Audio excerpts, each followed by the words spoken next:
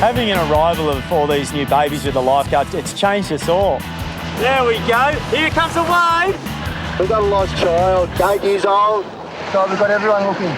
Mum's getting pretty frantic. It was squarely my fault. You always get a bit of a shiver down your spine when you hear it's a young kid that may have had a suspected spinal injury. They're going to take some x-rays, so hopefully it'll be all right. Kids are pretty vulnerable in the ocean because they're young, they're not strong enough. You don't know what they're going to do, they're unpredictable. And also just inexperienced because they're kids. A high level of urgency is always gone into rescuing children. Never want to see a kid in danger, I never want to see a kid traumatised. I feel the boys have become dads of late, and you see the boys taking a whole different approach now. They've got their own kids, you know. I think I've got a little bit more sympathy for parents. We understand how quickly a small child can go under and be lost forever.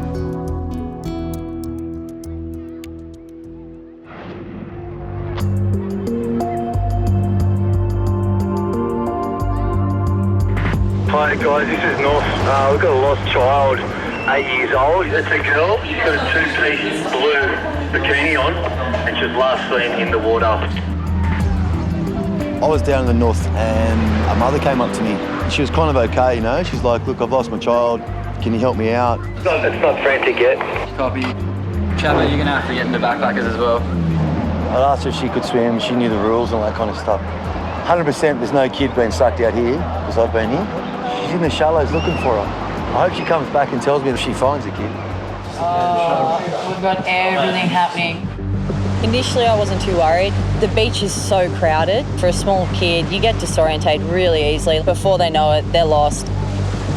And then this lady came up to me who was just swimming the bay. Look out there, and there was a girl holding a hand up, and she kept going under the wave, so I was kind of like closing out on her. Thank you. I guess before that stage, I wasn't even thinking the kid was in the water. When that lady came up to me who didn't know what was going on and actually said that to me, that made me think maybe I did miss the kid.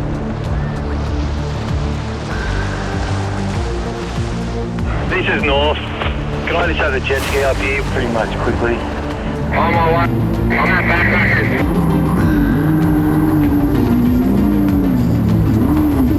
I'm trying, just scanning the shore, hoping that just see a sad little face wandering around looking for a mum. I had a lady come up to me and say to me that she was out the back in this hole. She saw a little girl waving her hands up and down, and then she disappeared. What do I do? What do you do? Oh, I don't know. Was she the mum? Nah, but no one else saw it. I'd say that if the mum came up panicking, that'd be worse. I'm going to try and find the mum down here. And I'll let you know. So we've got everyone looking. It's okay. I'm going to hang down here for a bit of noise, guys. They just come with me. Mum was having a breakdown. She was screaming. She wasn't making much sense. And I started stressing out. Having a hysterical parent just adamant that their child was in the water and had drowned, you know, obviously you're gonna be start to freak out a little bit. Come with me, come with me.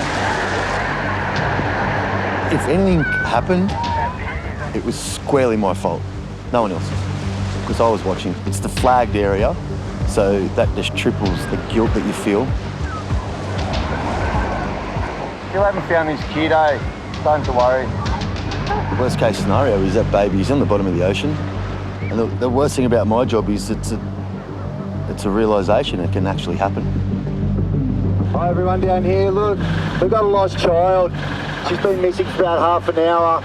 She's 8 years old and she has a blue two-piece bikini on. Mum's getting pretty frantic, so with Beardy's just walked down now. He's being a champ and staying back and trying to help us out a bit. And it was a blue bikini, one piece or two pieces? 2 pieces. And what was her name? Alicia. Okay. An 8-year-old child, in those conditions, if they fall into the rip, they're going to be in a lot of trouble. And I'm going to stay close to The mummy, they're just going to go back where their towel and stuff are, and I'll have a good search up the beach. I'll let you know how it goes. Yatesy was pretty much pulling his hair out down there. He was just ready to strip off and start basically looking for a body. Chapo, I'm going to come out. I'll meet you out there. And what was the swimming ability?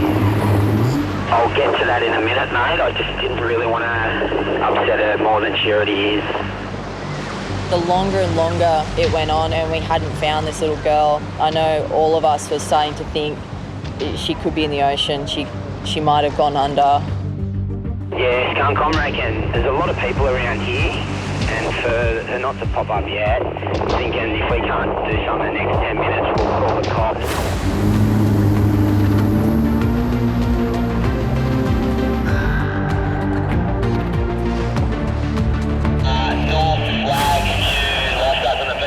All good, boys. Stand down. Pretty sure we've got her. There you go. Thank you so much. Not a problem. That's all. I got it. I'm so sorry. That's okay. It happens. She kept coming back to me and then I couldn't see. Look, there's that many people on the beach. It happens. It gives us good training anyway for next time. It's affirmative. The girl has found her way back to their gear, so all good, boys. That was a good effort by all them. Yeah, it was one of the most anxious and stressful times I've had down here in over 10 years. I've never seen Yatesy that distressed before. Usually he's very mellow, not fazed by much. I thought I missed a drowning and I just nearly vomited. I'm pretty stressed right now, actually. And then the guys down here, you know, being dads, it sort of hits more close to home, you know. The conditions for the day were a bit tricky. It was nice, fine weather, so it was a big crowd.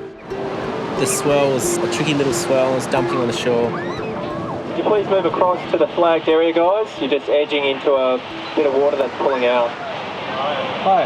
My son's hurt his back in the surf. I was wondering if you could have a look at him. Yeah, for sure. Is he close? Yeah, just down here.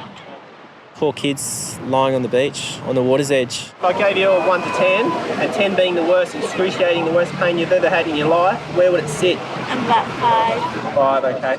And when you came up the beach, did you lay down like this yourself? Yeah, he sat up and laid down a couple of times. Okay. And were you in a lot of pain sitting up?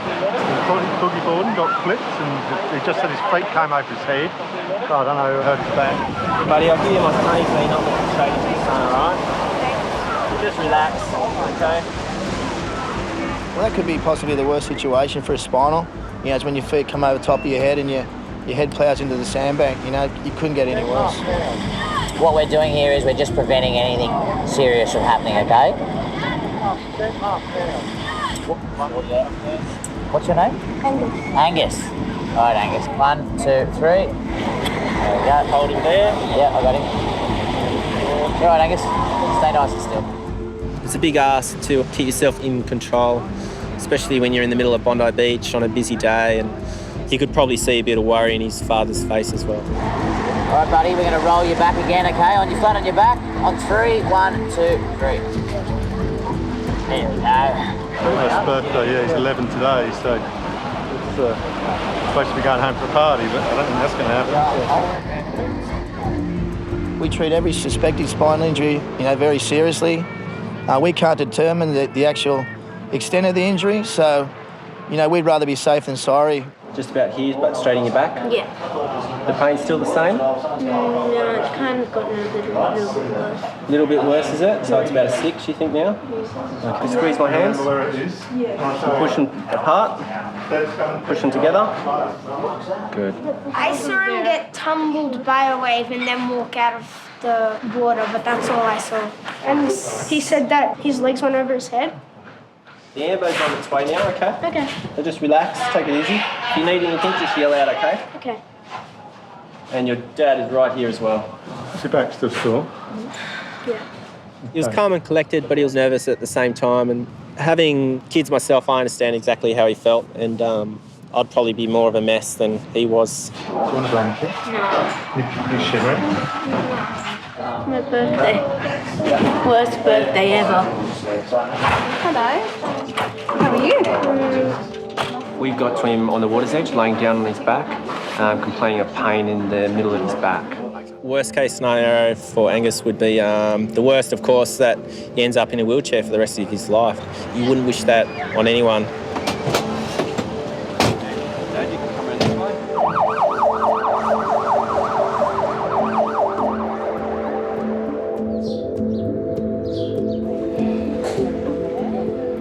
And feeling down here, is that sore? It's a little bit. Just on his boogie board in the surf with 3 of his mates, and he was catching the last wave in his aid so he could go home for his birthday party, and it just dumped him and hurt his back, so they're going to take some x-rays. The poor dad is probably thinking, what do I do if it's sad news? The last thing you want to do as a father is see your son in a wheelchair or suffering. So you're 11 today? Yeah. Did you get a birthday present? Yeah. Yeah. You're expected to move on, get straight back into the job, and your thoughts are still with the patient you've just dealt with. It's a hard task to switch back on to normal work again.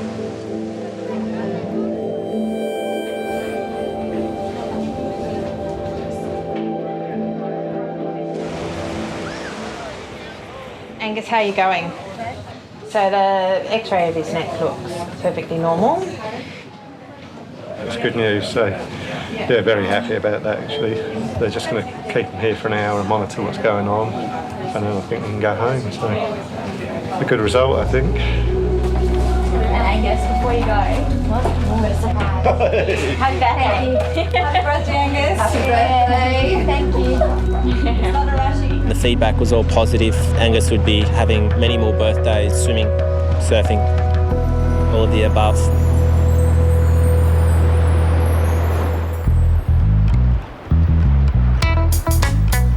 Amongst the lifeguards, it's been the modern day baby boom and it's changed us all. Good boy. We're going to have cuddles on board? Yeah. It's not all about them anymore. You know, they're running back and forth between work and training and little ones, and it's really cute though. They can't help but be proud, and I think they have a lot more empathy for parents now. Stop eating the sand, mate. You're not allowed to eat it. Come on, let's go get in the waves.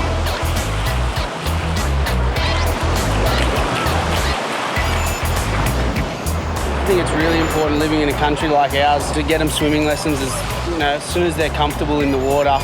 You want them to be able to look after themselves, and that's what I hope for him, to be able to enjoy the beach. Oh, Daddy forgot your bubble. Oh, Mum, you'd get cross. Mummy should get cross.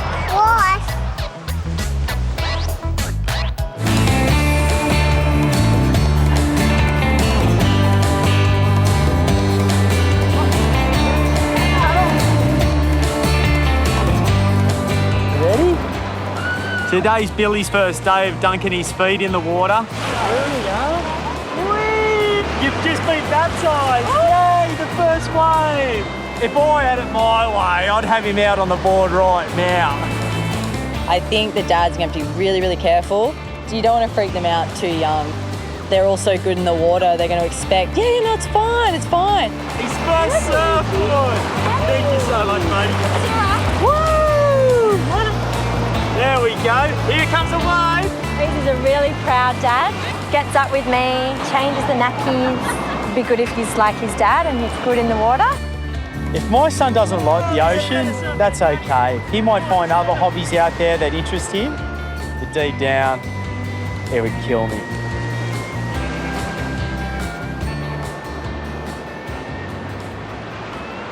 Hoppo and I are watching a whole lot of people in backpackers as we normally do. It's a small southerly swell. Still got a pretty strong whip running through there. And when people come down the beach to swim, you don't really know their ability. But when it comes to kids, we need to be extra vigilant. There's 60 kids drown every year around Australia. We don't want that to happen to Bondi. We noticed this little girl, and she drifted out in the rip just down here in front of the tower, and she was going quickly. I strip off and I'd start going in for this little girl, and as I hit the water, I hear...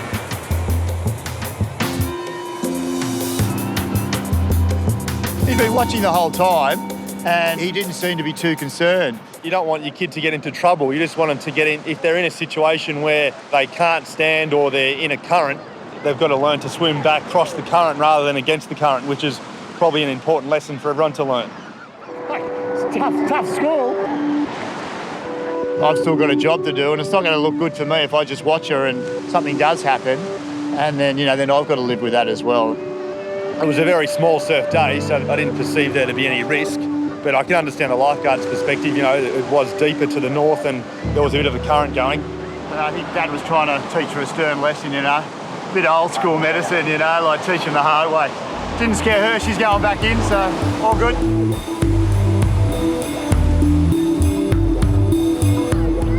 If you want to be good in the ocean, you have to test yourself. But when you're young and you're a kid, you can come unstuck.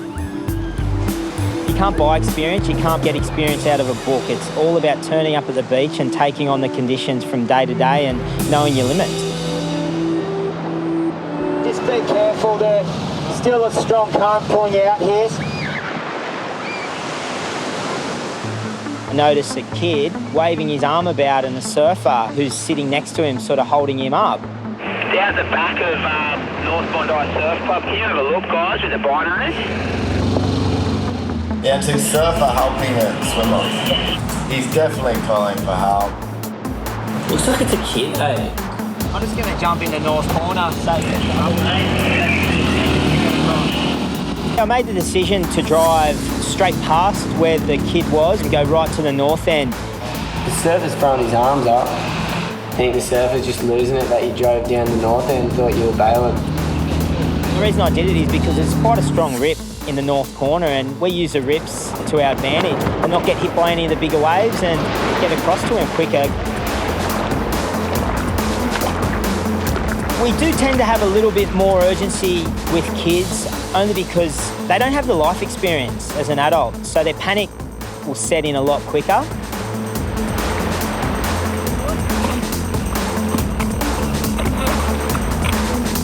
Oh, gone.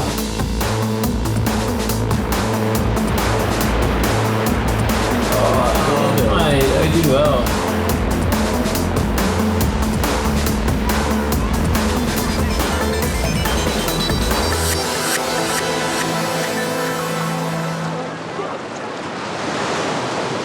Yeah, boys, I'm back on the rock. What was wrong with that kid? Got a little bit overwhelmed out there. He said he got swept off the bank. He was all right. I'm from Bondi, but I'm a junior lifesaver, but I just got hammered out there. Because one of the waves, I just got tumbled under and I ended up swimming towards the sand. And then when I tried getting back up, I was like almost out of breath.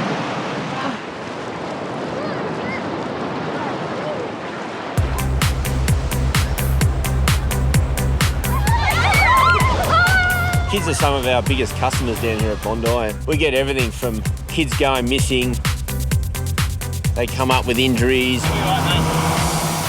they get blue bottle stings, they cut themselves. Give me a right champ. Bit clumsy. Kids down here, they definitely keep us on our toes. When I was a kid with my twin brother, we were always up to mischief and mayhem down at the beach. So it makes sense to me to see kids do the same. No matter what a kid's done or how many rules he's broken down here, kids are just the greatest thing ever, and all the lifeguards, they'll do anything to help a kid out. So thanks to Maxi. Chapo's in. The south corner is definitely the most dangerous spot on the beach. For some reason, I've been spending a lot of time down there. Chapo's corner. Dimitri's a Bondi local. I consider Dimitri a friend of all of the lifeguards. Has someone fallen off the top? First light for me is probably the best time of the day at Bondi. The sun rises, colours get nice. You've got the locals down here really enjoying what Bondi has to offer. People swimming laps of the bay. And we've got the clubbies out there training in their surf boats. The sand runners are doing laps. You get the nippers down here, you know, all the young kids learning about the surf. It really is a time where sort of more of the local people get to enjoy the day before the hordes and the circus turns up.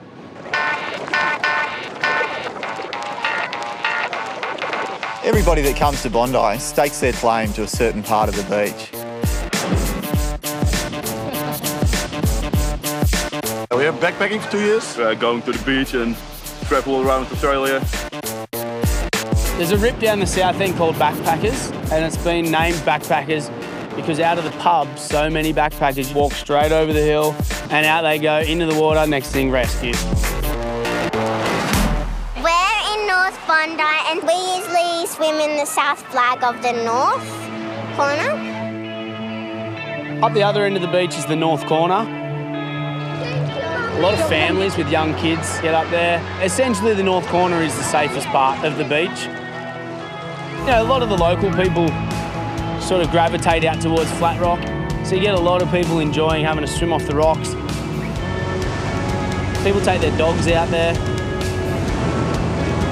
It's got definitely a more localised feel out there at Flat Rock, unless, you know, the odd tourist's been here for long enough that they start to kind of find these little gems. At North Bondi, there's an outdoor gym area. Open to anyone, everyone's welcome, and it's been known for as long as I've ever known it as Dimitri's office. I'm friends with the lifeguards for many years. I've known a lot of them since they were boys. The gym guys all head out to North Bondi. Dimitri carries his big kind of gymnastics rope out on the cliff, and there's a couple of points where they attach to, and they climb that rope. Come on, boys, fast. They're not really allowed to do the rope climb. They do it at their own risk. It is quite dangerous. It's amazing to watch. We used to get out there a little bit and do it with him as well on a day off. I want to make a statement. For so many years, people of Australia, they've been deceived. They think the best looking guys on the beach are Bondi lifeguards. They're all my friends, but they're not the prettiest boys on the beach. There are prettier boys in my team. Different physiques, different body types maybe. Some of those big gym guys, you throw them in a rip, I don't know how quick they get out of it.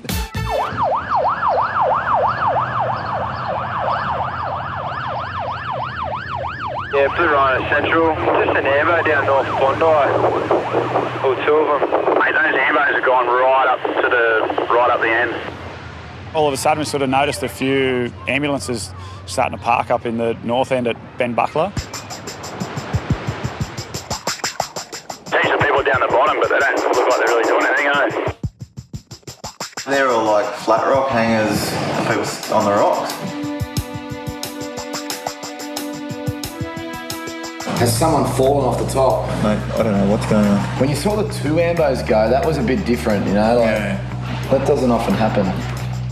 We still didn't know what was going on, and then police rescue truck turned up. Must be something serious. The other car's going up there too now. They're treating someone right at the base of the cliff where they do climb the rope. The rope's not up though. No. News was slowly starting to filter through that it was something to do with the rope guys. We didn't know at that time whether someone had fallen, the rope had broken. I think it's about 7-8 metres to the top. So if you fall from up there, it's going to be very serious, whether you land on your leg or you land on your head. Come out of Bondi, I think maybe a helicopter might be coming your way. This thing here, it's a spinal. Yeah, it must be. Someone's fallen for sure. It's a very undercover operation. No one knows anything. Yeah, Blue Rhino Central. It was actually Dimitri. He fell off the rope. As soon as we found out it was Dimitri, I mean, the first thing that sprung to mind was, is he okay? Worst case scenario, if you fall from the top, I guess you could die. So to hear it was Dimitri was a big shock, really. Kind of almost feel bad that we weren't there. I guess we consider Dimitri a friend of all of the lifeguards. So to think that, you know, the one day where he may have needed us, we weren't out there.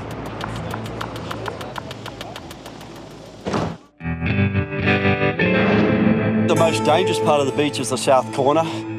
There's a perpetual rip. To the untrained eye, it doesn't look dangerous, and it seems to be a magnet for people to swim. Look your story, boys. Come here. All right. Hey, come here now. Oh, yeah. Come here. Yeah. Hang on to this. People can be taken out very quickly around the reef, and the basic instinct for people is to come back the way they swam out, and it's nigh impossible to do that. First of all, you don't swim against the current. You go this way. Yeah, they're on Central, Gons. Yeah, Hate's doing a good job, mate, bringing him in. Yeah, he's doing really well. Right, off you go. All right, stand up now, yeah. Good work, HE. There's always a bank that forms just off the icebergs in the south corner, and everyone knows it on the service as H's Reef. I grew up there. Learned to surf there, surfed my first barrels there. He's been surfing out there longer than anyone else I know down here. I think experience is an essential part of doing rescues in that corner. My colleague Chris Chapman and I basically had a lesson there. I gave him a free lesson. If you do something dangerous, you've got to do it safely, and you've got to have your escape hatches. Yeah, no, gotcha. Good idea. There you go. You alright? Yeah, man, thanks. Alright. Cut her off. Hey, our pleasure, mate. Yeah, Chappo, come over here. I didn't want to go because I wanted to go my way, but I ended up bloody succumbing.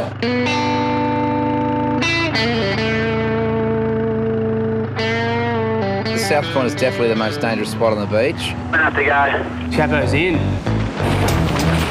For some reason, I've been spending a lot of time down there. I do like working the south end of the beach. Oh, look at Chappo, he's on the way. Each man would be proud. Is Chappo doing his thing on H's Reef? He's a cack old H man. He calls the little break out there out of H's. I'll have to get back over there and give him some blooming direction. You don't want to be stepping on H's toes. Well, my skills are really good out there now. I've done so many rescues out there. I'm just looking like a genius on the board. We can't really have H's Reef and out of H's. Chappo's corner. H caught Chappo calling it Chappo's corner. Cut his nuts off.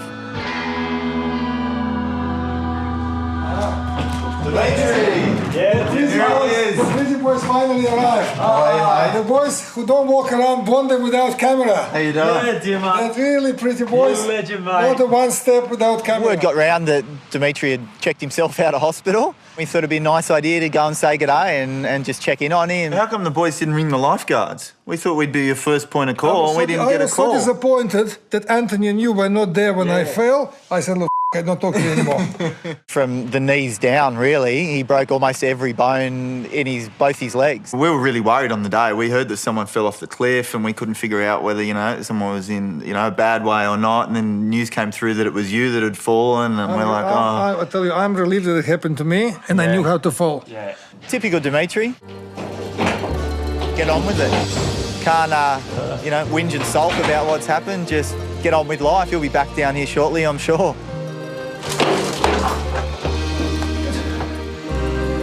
And when I want to get down, I just get down. Yeah, we'll see him back down at Dimitri's office doing chin-ups and push-ups before we know it.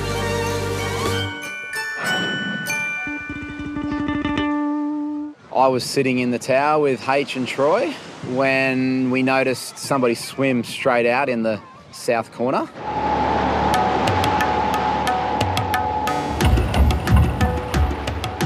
Yeah, Chap, I don't think he's got much chance getting in. It's pretty strong out there. It's like a rapid out there. Yeah. I'm right on him, Bonds. I'm going to give him a bit. He was keeping his head above the water. He was trying to swim. He's not panicking or anything, but just hold up. I'll get ready. Yeah, Chap, I wouldn't wait much longer, matey. I'd go. The longer that this guy remained in the current, the further out he goes. Chap, I wouldn't wait much longer, matey. I'd go. If he sinks, he's gone. Yeah, no, H, I'm on him. He's all right.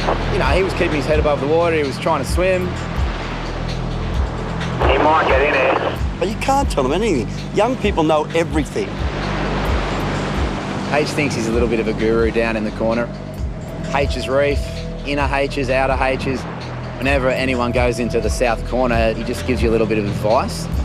We all know what we're doing. He doesn't really need to give us advice, but it's welcomed. Remember, you can bring him in beside the pool. Waving and everything, mate. I don't know. Chapo's in. Yeah, it was 100% that.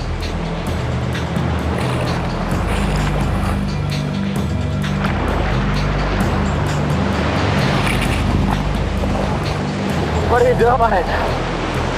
Yeah. The whisk. Yeah, I know. Hold up. Hold up, hold up. Didn't take long, did he? Nah, he flew out there. Look at this. Ooh, he could be doing a H-man off the rocks. You wouldn't even try to come back against that tree and that rip, eh? Chapo just charged to the corner and did what I suggested. Whoa, whoa, whoa, whoa, whoa. Just hold. Up here. I'll walk up there. It is really reassuring for me to give these guys advice. As far as I'm concerned, it really reassures my philosophies and my practices. Yeah, watch out. Just watch the waves. The guy who I rescued name was Andrew. He was 27 years old and he was from the Ukraine, and he basically said that he just wanted to go for a swim. So I feel strong and think that I can come back, but the waves turning me back to the sea, and I feel tired and ask for help. Chapo's Corner. The only problem with that is that H named it about 40 years ago when he was in his teenage years. And unfortunately, this corner's called H's. So I don't think H would be very happy if we started to call it Chapo's Corner. But you can ask him if you want.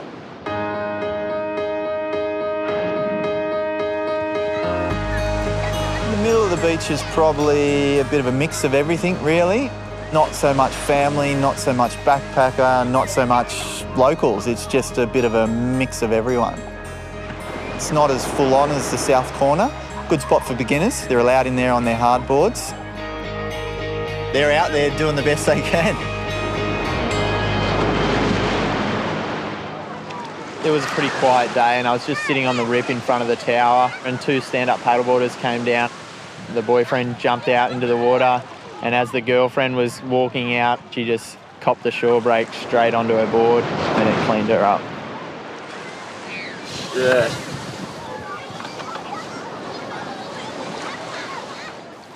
Yeah, I've just got a girl, she's hurt her shoulder here in the shore brake, but I think we might have a broken collarbone. Well, she's just a bit nauseous at the moment, she doesn't want to go.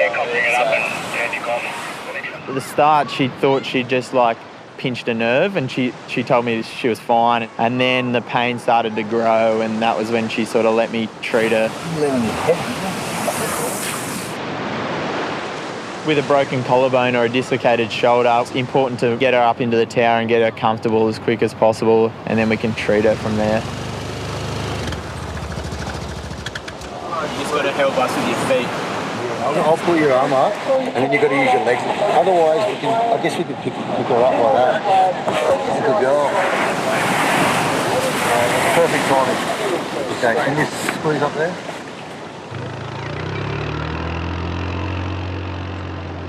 Marta is an American intensive care nurse and she'd moved here 2 years ago to live with her boyfriend. Yeah. Whereabouts in America are you from? Chicago. Chicago, Illinois. Yeah. Pain relief? What is it, anti-inflammatory? No, you just suck it in. No, what type of Inhaler, you just inhale it. What family medicine? She was obviously asking 1,000 questions about it from her nurse background, but the most important thing was she did really enjoy using it. I was laughing at first, but then she didn't look good after that, so not laughing now. I had a patient recently that was playing rugby. He was 19 that had one recently. We had to give him a lot of pain medication. At first I thought, he's just looking for drugs. Oh, no, I know. When you've been treating people so long and then you finally get treated by someone, you learn so much and you sort of feel for your patients more the next time you're out there in the field. Hang on, mate. Thanks, bacon. That was interesting. It's about the only time you like bacon, I swear. Marta went straight into surgery. She'd snapped her collarbone. I'd like to think that she'd get back on the horse because that's the only way you're going to get over something like that. Otherwise, she'll be fearful forever. South Corner's a doozy at the moment. It's absolutely flying. There's Just a bunch of guys swam in from out the back and they were sweet and they were hanging there, but then other people just thought, oh yeah, that looks all right. And they've just jumped in there and sure enough, you know, I've asked Chappo to go down just to have a good look at it. Hello, Central to H, you there, mate? Go ahead, mate. Yeah, buddy. Might just get you coming back this way a bit. Mate, Chappo might need a bit of backup down south end. Straight away, I looked where I was, north corner. It was a busy day, and I thought, the back way. See, he's going around the back.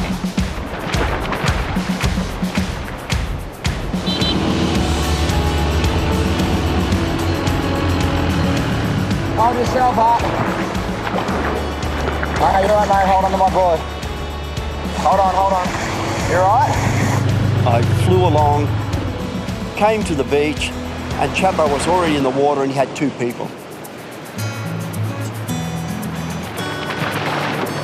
We've got H coming out with us, so what we'll do is stay with me. And Dale, you go to H, see H is here. Yeah. I was a bit worried for the girl because I thought she might get a little bit of an ear lashing. Lie down! Lay down. I beat him to the shore, he didn't like that. Turned around, bang, there's more people in the same situation. So we went out.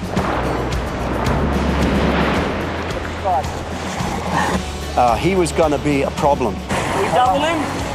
On either side. Oh, yeah. Grab onto the board, son. Grab onto here, mate. I suggested to Chappo that we get him in between our boards. He did look a little bit confused. He was like, what are these 2 people doing to me? Hang on to that board, brother. We'll drag you in. Hang on to both boards. It was very unorthodox and it was a brand new technique. And I'd like to say it was mine. Hang on tight.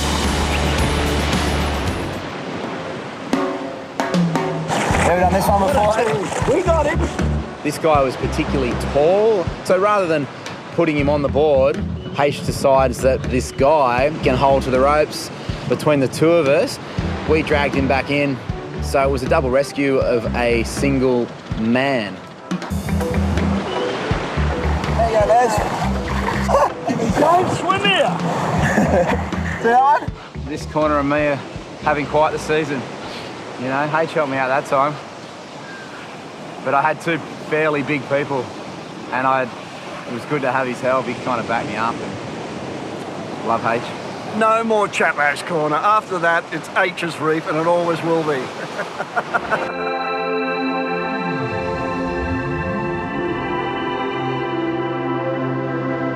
Why do I love Bondi? I guess it's where I grew up. It's where all my dreams came to fruition. I'm part of a tradition, a Bondi tradition. It's great to be able to feel like you're part of something, to feel like you belong. Yeah, just attention to all swimmers. The lifeguard service does end at 7 o'clock. Thank you, we'll be back here at 6 a.m. I feel like I'm a good asset to the team because I'm a madman.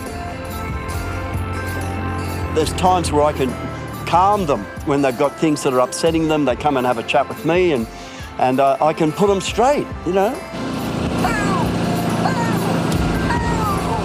I told the young blokes that I was going to leave next year and they don't want me to leave. So maybe I'll be still going at 70, although I don't know whether Waverley Council would like that. Hey, G, give us a big donut. Put it in 2-wheel drive.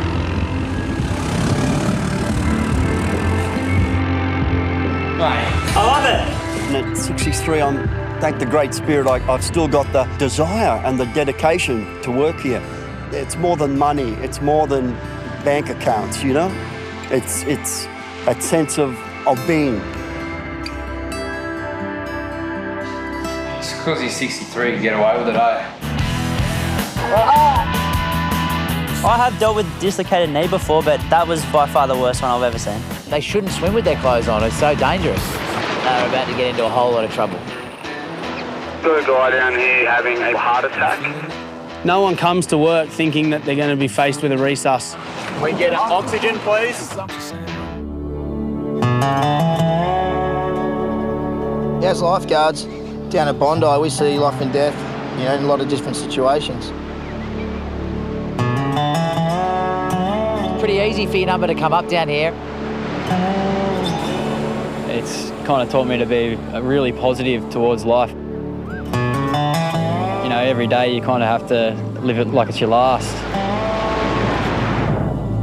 You know, you never know when something could end up happening.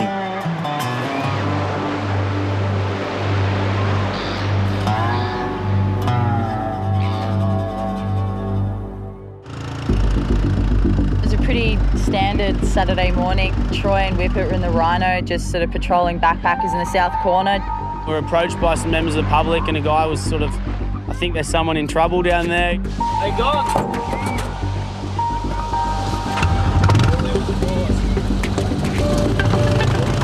It was a really quiet day. You wouldn't think of anything really going to go wrong, and then all of a sudden you're dealing with one of the most major incidents you can get on the beach down here.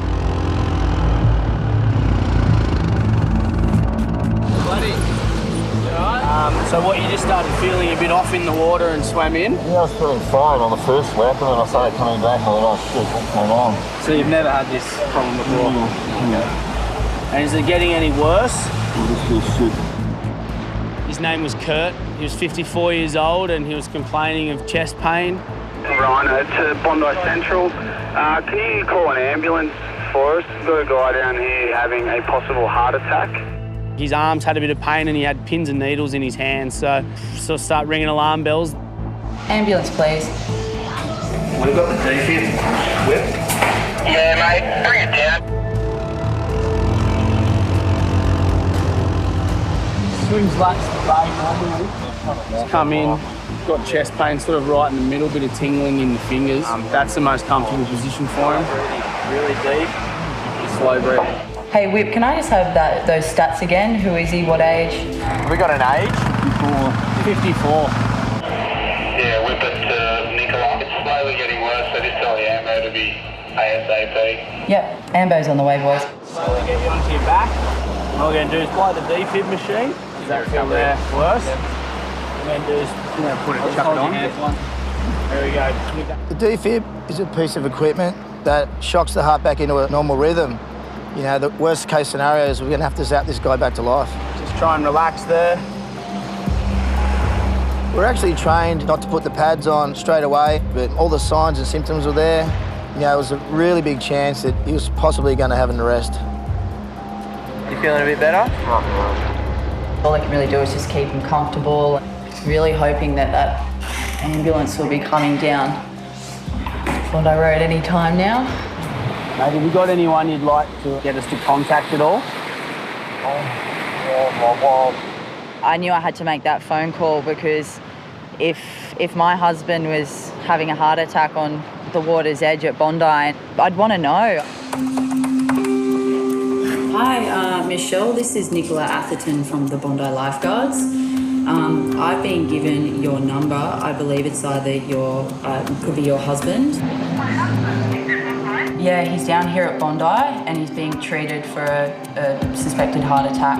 How do you call someone up and just ruin their day like that? I can't even remember what I really said, but I was just trying to break it to her as gently as I could. Just seeing if someone could drop down another oxy just in case this ambo doesn't get down here in time. Yeah, copy. It was quite nerve-wracking because 3 or 4 of us were just standing there just waiting, anticipating the worst was about to happen. I'll go up and meet it. He's in a lot of pain. He's obviously got a lot of chest pain. I feel a bit sorry for him, but the ambulance has just arrived now, so hopefully we can get him to hospital pretty quick.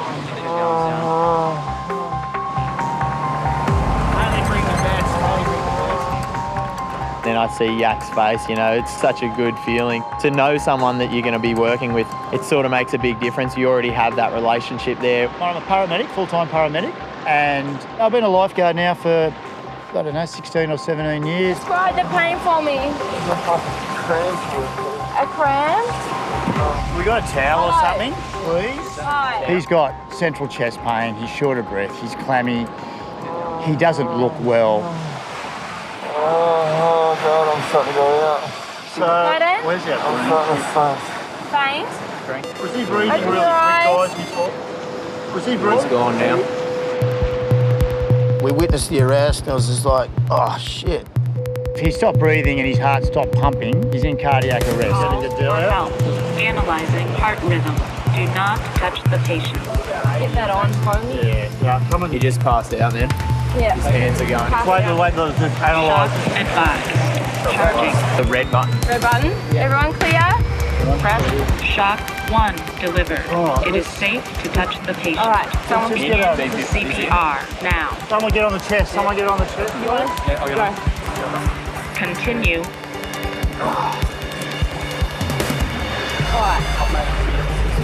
Continue for 1 minute 45 seconds. We get oxygen, please. Someone.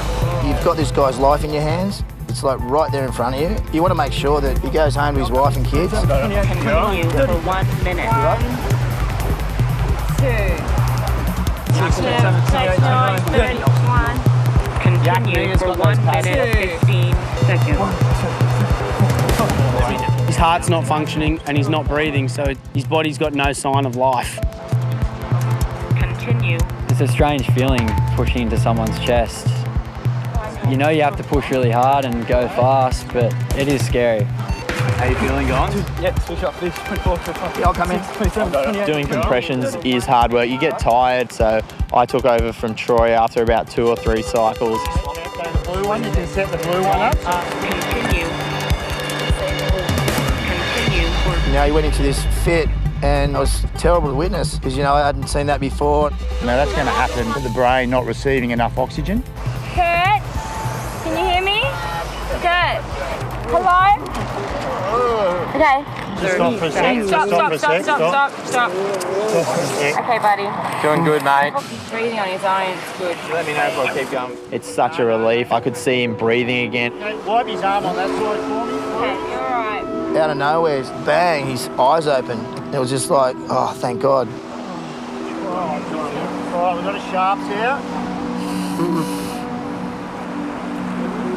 How you going up there, Louise? Are you all right? Yeah, he's good. He's breathing on his own. Thanks, Harrison. Can you give me a bit of an update as to what's happening? So I just want to keep the wife in the loop. Yeah, mate.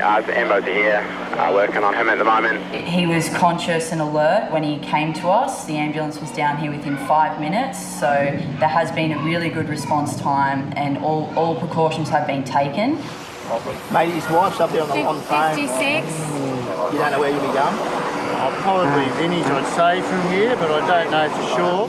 So just, I don't want you to panic or anything, and I will keep you updated along the way as best I can, okay? Blood pressure? Hi, mate, how you going? How you feeling, buddy? How you feeling? Have you still got pain in your chest? Yeah. Continue with that for a sec. Beautiful. UCL if you need a brake box. Yeah. And the BP was what? 150. All right, let's see. Where's the towel? I'll just hope you get a 12 there. Once he went into arrest on the beach, a second ambulance has to be called, an IC paramedic, basically because they have a lot more skills and more drugs than what qualified ambulance officers have. So the story is the boys had the pads already on when we got here. He went into arrest. When you witnessed arrest. Yeah. 1 shock straight up. Machine call for 1 shock straight up, followed by about a minute and a half CPR. And then return to And then return to circulation. What time was that? Oh, mate, we're talking 10 minutes ago. On 3, 1, 2, 3, go. Once he's stabilised, we need to get out of there ASAP. As lifeguards, they've done their bit. As paramedics, we've done our bit. The next step is for the doctors and nurses to probably do an angiogram, see what sort of blockages there are and whatever the scenario is. Okay, we good to go, guys? Just someone bring this left arm in for me, please, across. As I come in, beautiful. I mean, at the moment he's looking good, but it's a long trip to the hospital, so fingers crossed.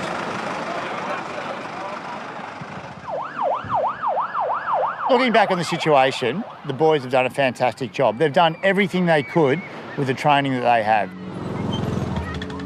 It hits you like a ton of bricks when it happens. You're physically and emotionally drained. This was the first time I've actually witnessed an arrest right in front of me. That wasn't fun. Shit. I think 54 is way too young to have a heart attack. It makes you think yourself, you know, you should get regular checks and you know how fit you really are. I feel like I'm having a heart attack myself. You can never prepare yourself for that, what just happened, you know? It's just the way things just unfold, you know, you're down here on a Sunday and you think it's a nice quiet day and then the guy drops with a heart attack right there, you know, it's pretty full on. Kurt's got into cardiac arrest, we've shocked him, we've got him back, he's talking to us. It doesn't mean he's out of the woods yet.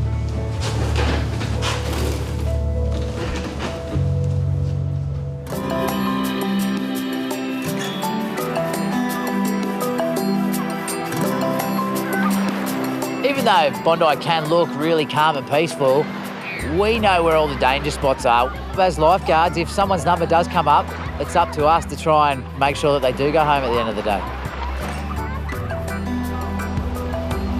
Right, I'll make the hat on in close. I'll just go. I'll go until I'll make it go. I remember looking out to sea and seeing a couple of fully clothed gentlemen in the rip, looking like they were about to get into a whole lot of trouble.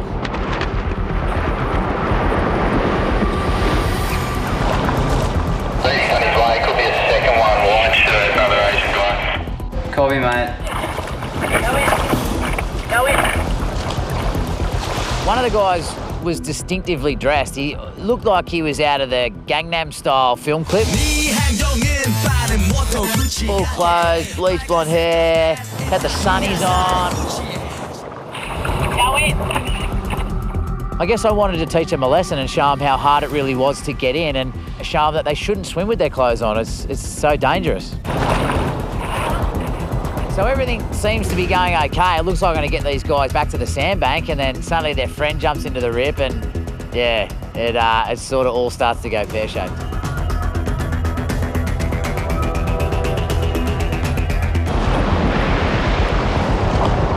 Wearing clothes when you go swimming is probably the worst thing that you can do. They just get full of water, really heavy, and you can't swim in them.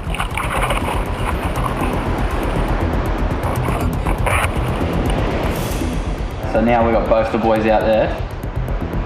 You got to get on the board, you're in a rip. Lay on your stomach, don't sit up. There's another guy to the left. And the club is coming out.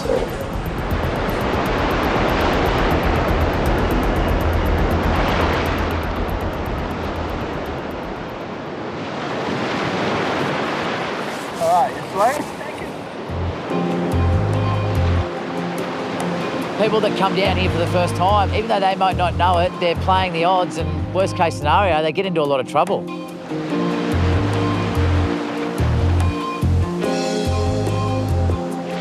Got to swim between the flags. All right? It's first time.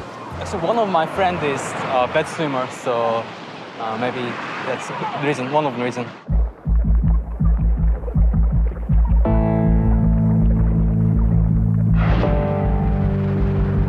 When I first got here, it was looking to be a super busy day. It was sunny, 28 degrees. And then about 12 o'clock lunchtime, it all turned terrible. Full storm come over, raining, thunder, lightning, everything. I was just sitting right on the south side of the flags, and then I seen clubbies sort of run down, about 4 of them. And a guy was sitting in the shore. He got picked up by a wave and landed pretty heavily on the sandbank, and his knee just popped out. Yeah, Max to H, mate. Just got a male 27, just dislocated kneecap. Copy. Just want to call Amber first, just think I need one. Yeah, copy, mate. Tommy's doing the amber call right now. So he's going to bring him up here, Tom. Let's take him up to the tower. Put your head back, put a bit more comfortable. I just can't move that. Yeah, miss that, all right? I'm coming with you. Are you on holiday? Okay.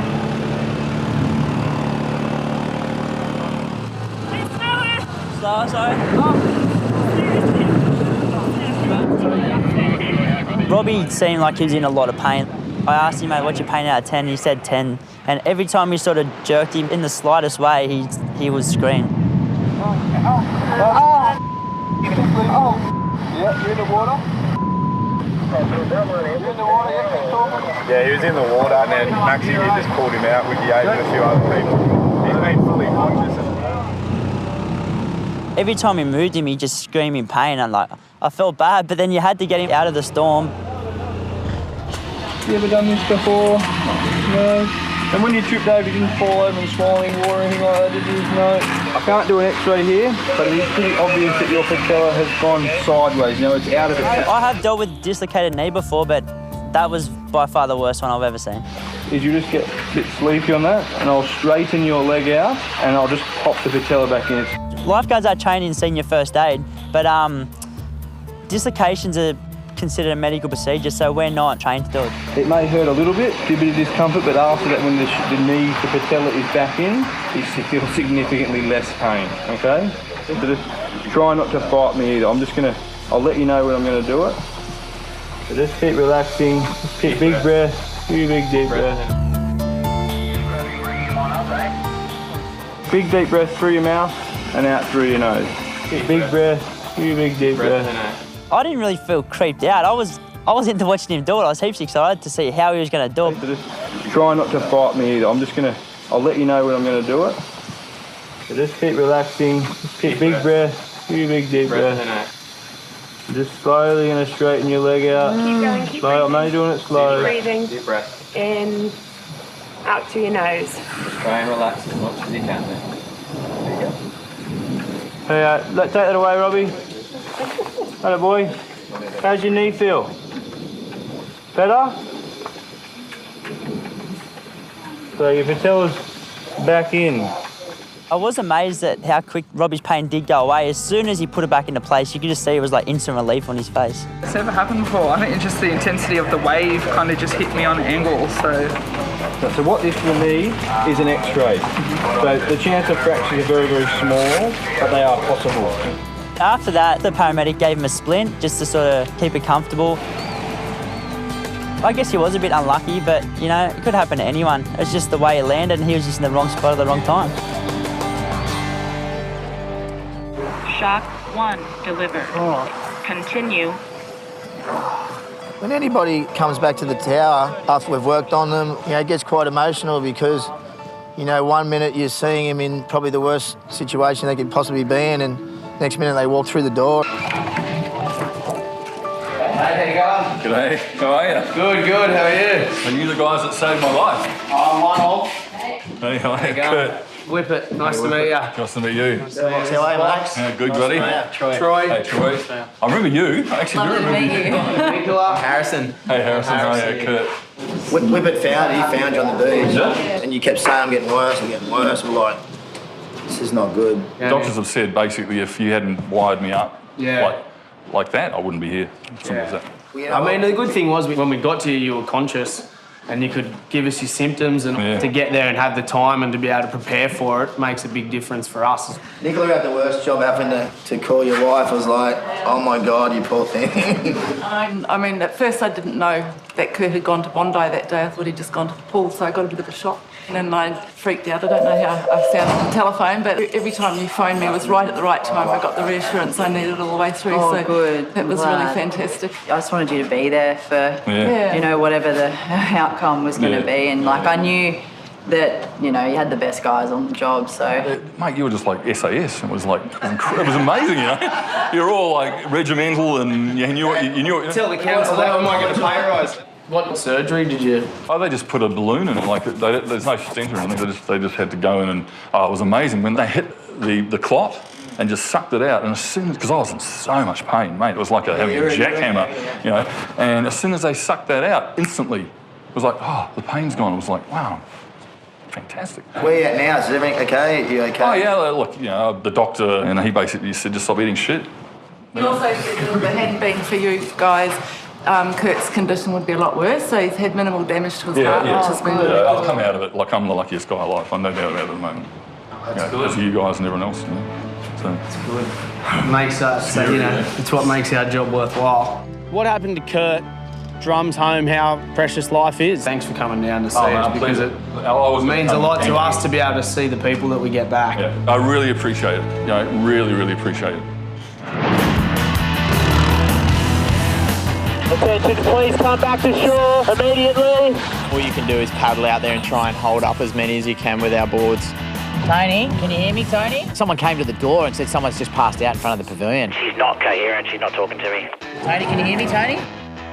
I received a phone call from the police about a suspected gentleman floating face down. He's dead for sure. Attention, please come back to shore immediately. All you can do is paddle out there and try and hold up as many as you can with our boards. Tony, can you hear me, Tony? Someone came to the door and said someone's just passed out in front of the pavilion. She's not coherent, she's not talking to me. Tony, can you hear me, Tony? I received a phone call from the police about a suspected gentleman floating face down. He's dead for sure.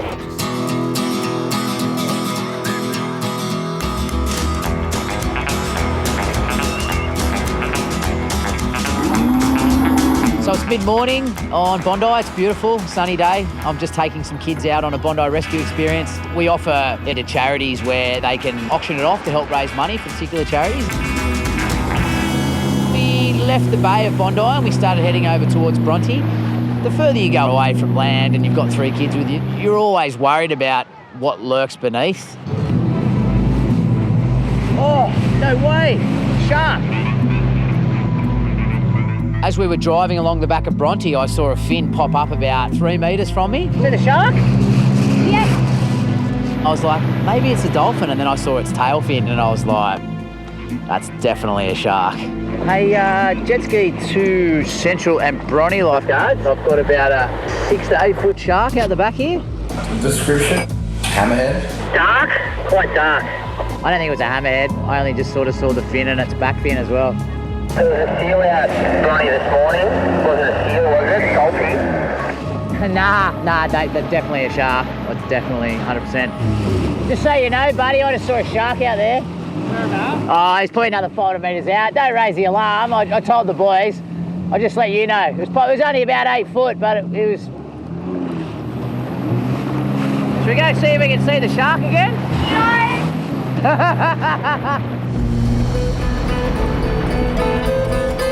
It was dark and black, and it was really, it came pretty close to us. We only really saw the fin, but it came pretty close, so it was a bit scary. That was my first time seeing a shark. I guess throughout the day we'll probably be keeping our eyes peeled, but there was also a seal, so, you know, just every time we see a black thing moving in the water, it doesn't necessarily mean it's going to be a shark. In 3 weeks of February and March 1935, 3 young men were taken by sharks from New South Wales beaches. There's hundreds and thousands of sharks out there, but in my time at Bondi, I've only heard about 1 shark attack. One of the guys saw him and said that he yelled something like shark. But about 3 or 4 hours later that afternoon, Danny McKell was dealing with a father in the tower. He just sighted a shark and his son was still in the water. Just watching my son. He's watching my son. He actually saw it turn and go that way. I saw it in my boy out.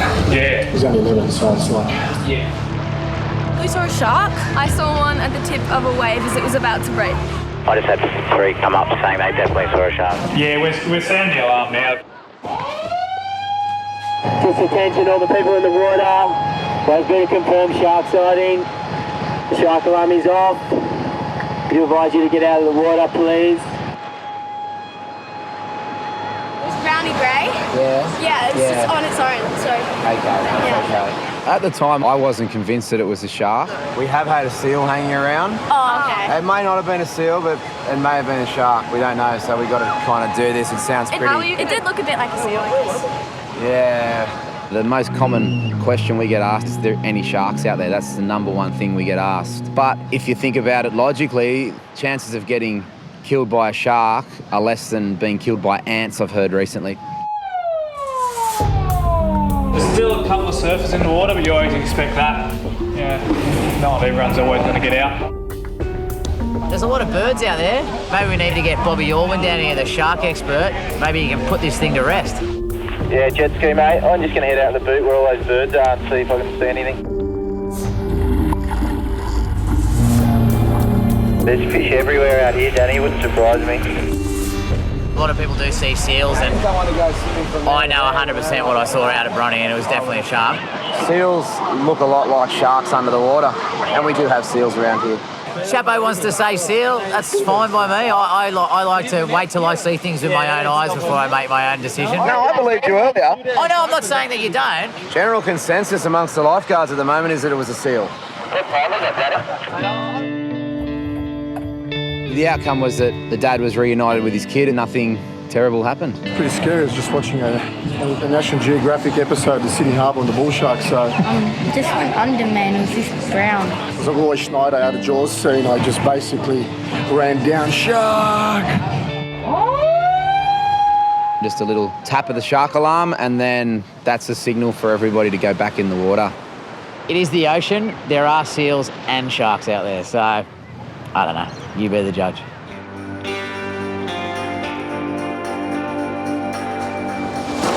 Typically on a summer's day, the flags usually come down around 6:30. Just tension everyone in the water, guys. The lifeguards are going home. We do advise you get out of the water. Normally there'd be 1 to 2 hours sunlight after the flags come down. There is a period there where the swimmers are swimming at their own risk. There's still literally hundreds of swimmers all along the beach. Check this out in front here, these guys with a rip here. There was a couple of guys in a rip, in trouble, right in front of the tower. Bacon took off.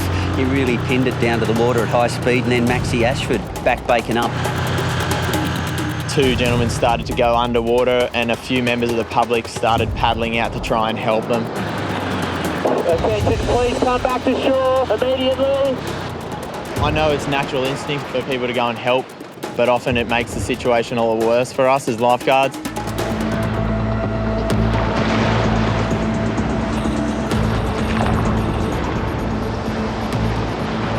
It was good that I'd seen Max coming as backup. All you can do is paddle out there and try and hold up as many as you can with our boards.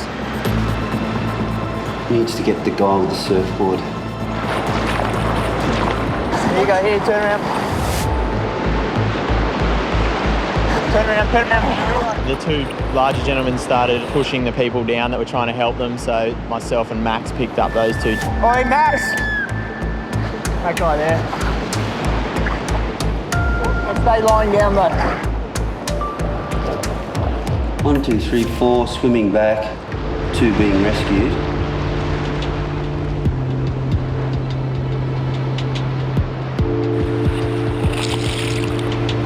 They're actually going to rescue people that went to their rescue. So Bacon's now picking up one of the Good Samaritans, you see.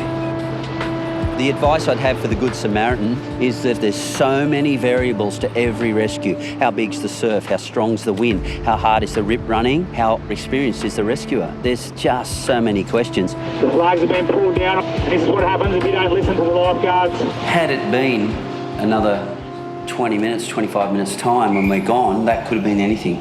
It really could have. Okay.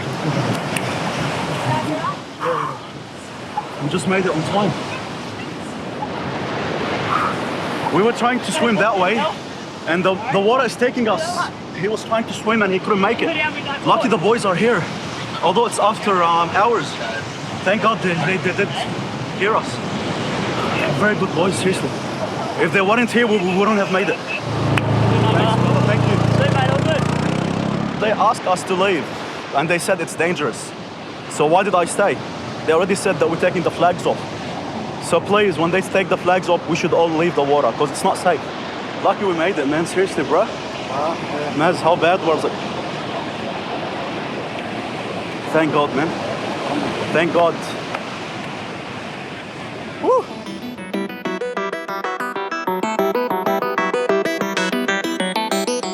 Being a lifeguard on Bondi Beach is definitely one of the best jobs in the world. But there's definitely some downsides of the job. Good morning, Mr. Bondi Lifeguards. Andrew speaking. I received a phone call from the police. Fletcher Street. Yeah. Okay. Perfect. Thanks, mate. Floating person off Fletcher Street.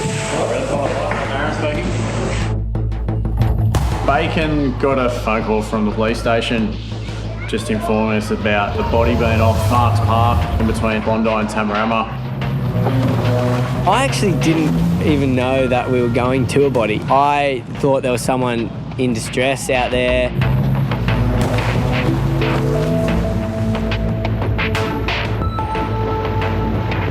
Bondi Central, there's a body. He's dead for sure. You do wonder what happened, how did this situation unfold?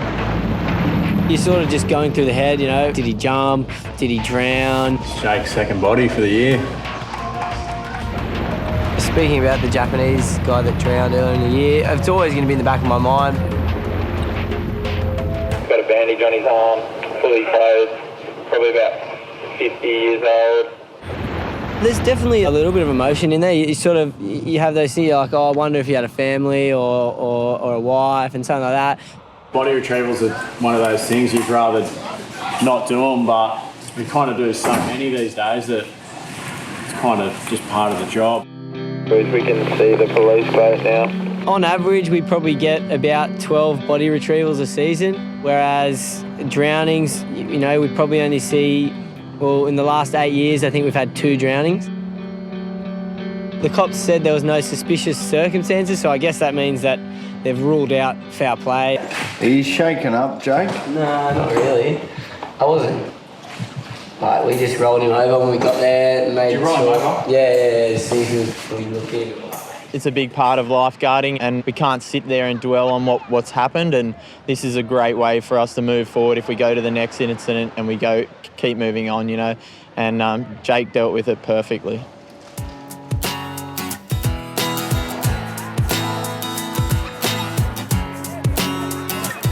There's a really strong rip down the south end and they're getting caught again. It's a beautiful day for swimming and they're all out there having a ball.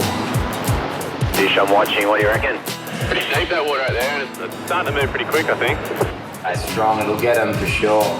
I've known Bisho for a long time now. On one hand, he's got all these real manly jobs that he's done over his lifetime. He's a lifeguard, he's a firefighter, he's been a plumber, he's been a garbo. But then on the other hand, he loves his clothes more than most women do. He's the working class man with a little bit of a twist. Well, I guess my theory on lifeguarding is prevention is better than cure. See if you can stand up and walk in. It's still pretty shallow. If we can educate people to teach them how to get out of rip by themselves instead of relying on me. Just keep moving toward that sandbank, walk across. Because I might not be there, or one of my colleagues, one of the boys might not be there to help them out one day. Nearly there, pal. Swim toward the other side. Bisho's rescues always seem to unfold pretty much the same. He jumps on the megaphone, he'll almost try and serenade them in. Swim to your left. He's going to try and stay dry for as long as possible. In and to your left, buddy. My job description does entail me to go in the water and rescue people. But, you know, it's not always nice to be sitting around the beach all wet and salty. That's it, mate. Keep going at that angle. Keep going that way. Hey, mate, he's swallowing water. I reckon you got to go out, and he's getting hit by waves.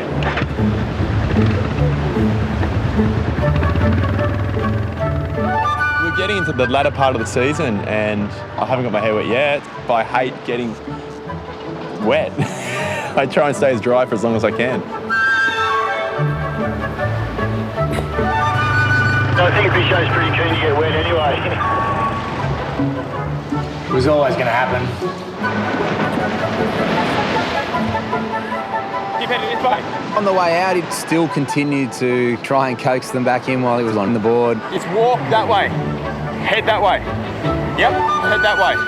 He just gives them every chance. He's very good with time, Bisho. Very close. I'm just exhausted. So yeah, I have to lay down and take a rest. The less times I have to go in the water means the less times I'm away from my radio when something more serious might happen. That's it, just head that way, please. Go that way. Yeah, I'd go, Bish. That's this way. This way. That calm demeanour that he has, it helps in those situations. Relax. Head this way. Oh, you can stand. Look. Look. You can stand. You can stand. This way. Look. Standing. So the less it gets wet, the better.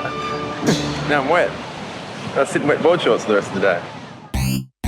You're on Bondi Beach Radio. And remember, if you're heading down the beach today, stay safe and swim between the flags. I was in the tower and someone came to the door and said someone's just passed out in front of the pavilion. Bondi roving to Central, mate. I've got this girl here. She's breathing and has a pulse. It's quite rapid, but I'm going to see if I might need a hand to carry her because she's not talking to me. Tony, can you hear me, Tony? Okay, mate, I think I have... Tony, can you hear me? where's your location, Reidy? I'll just send Kaylin and Hudsie up. Mate, directly in front of the lifeguard room. Again, I said she's breathing and she has got a pulse, but it's very rapid and she's not coherent. She's not talking to me. Tony, we get trained by paramedics. The best way to get someone to respond is either squeezing their traps up here or, if that doesn't work, to rub their sternum. Tony, can you hear me? Tony? It's all right. I'm a lifeguard. My name's Andrew. I'm just here to help you. I know that hurts, but I need you to respond to me, all right? Okay? You all right? Can you stand up for me? Can you stand up? Do you want to bring the bed over? I think she'll pay your feeling. Once she came to, she sort of seemed to be able to walk to the tower with me. It's all right. You're in safe hands. You want to take it slow? You okay? Yeah. Right. If you're going to pass out, I'm going to hold you up, so it's okay. We just got to get you into this room and get you out of the sun. Yeah. And you over here working holiday? Mm-hmm. Yeah. What are you doing for work? Bridge guy. Bridge guy? Oh, you do work at the bridge guy? Oh, cool. It's a pretty cool job. Yeah. Just jump up there. That's it. Sit, bring your legs up and just sit. Once we got her back to the tower, I was really surprised how quick she came around, how much she improved. You know, 1 minute she's out cold, you couldn't even wake her up. Next minute she's talking to us, so that's a pleasure knowing that, you know, she's sweet. As I was coming around, I could hear just sounds, and then eventually I just heard just my friend and that, but yeah, a little bit. It's just very disorientating. Hi, Colin's my name. What's your name? My name's Tony. Tony. I feel totally fine now. Yep. Yeah. She's just, I think I'm just quite happy to go home. I've got somebody at home with me, so. She's a little bit dehydrated, but she's going to go to her local doctor. We're happy to let her go, but on the understanding is that she'll call us back if things change. We found out with Tony that she's got an autoimmune disease which attacks her liver. Thank you very much. Take care. She's going to be okay. She just needs to take some medication. Thanks very much, guys. You're right, darling. Stay relaxed. Come in. Let us know if you need a hand. We'll come out. Bisho is a bit of a hairstylist. Carries a comb in his top pocket. Doesn't want to get wet today, and definitely doesn't want to get his hair wet. Stay calm out there, guys. Try and swim in this direction. If you need help, let me know. Bisho's trying to talk him in. Just relax, guys. Swim across the rip. Strips. That's it, guys. Stay nice and calm. Nearly there, boys. Keep swimming in my direction, guys. Oh, there goes the hand, Bish. You're nearly there.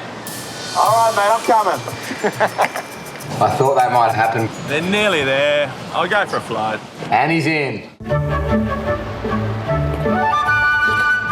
Once I make a decision to go in, I'm going in. And I think my feet hit the water and I went, I was wearing my sunglasses. I realised, but it was too late.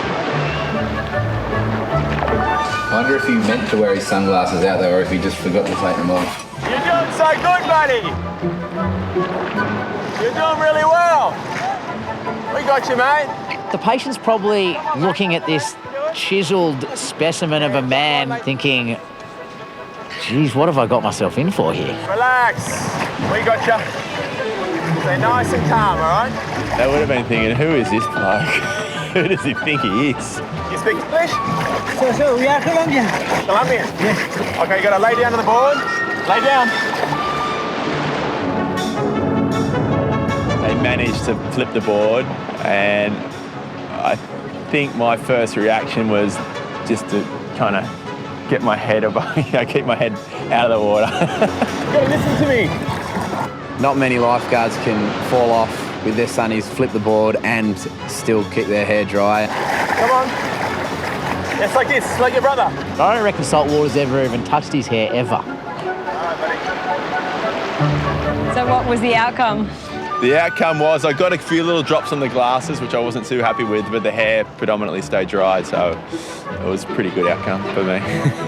Oh, what about the people? Oh, oh, the boys are fine. The boys are fine.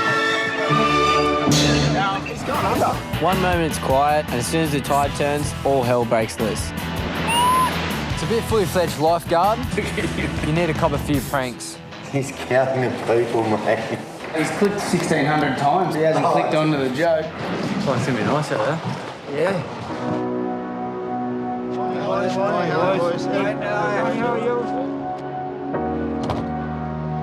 At the start of the day, we have 2 guys on the early. We try to get one of the younger guys with one of us older guys. Cool. The young guys have got all the enthusiasm, you know, they're passionate about the job and they're trying to prove themselves. Just setting up, mate. Where are you?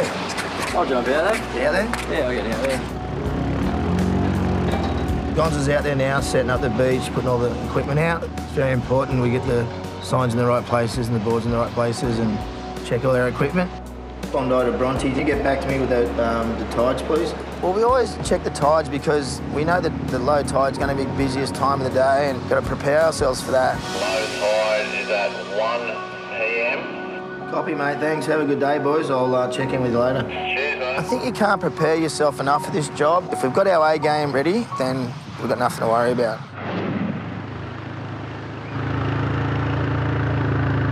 I was just cruising on the beach. All of a sudden, this guy starts running up to me. And he was a bit in distress. Maybe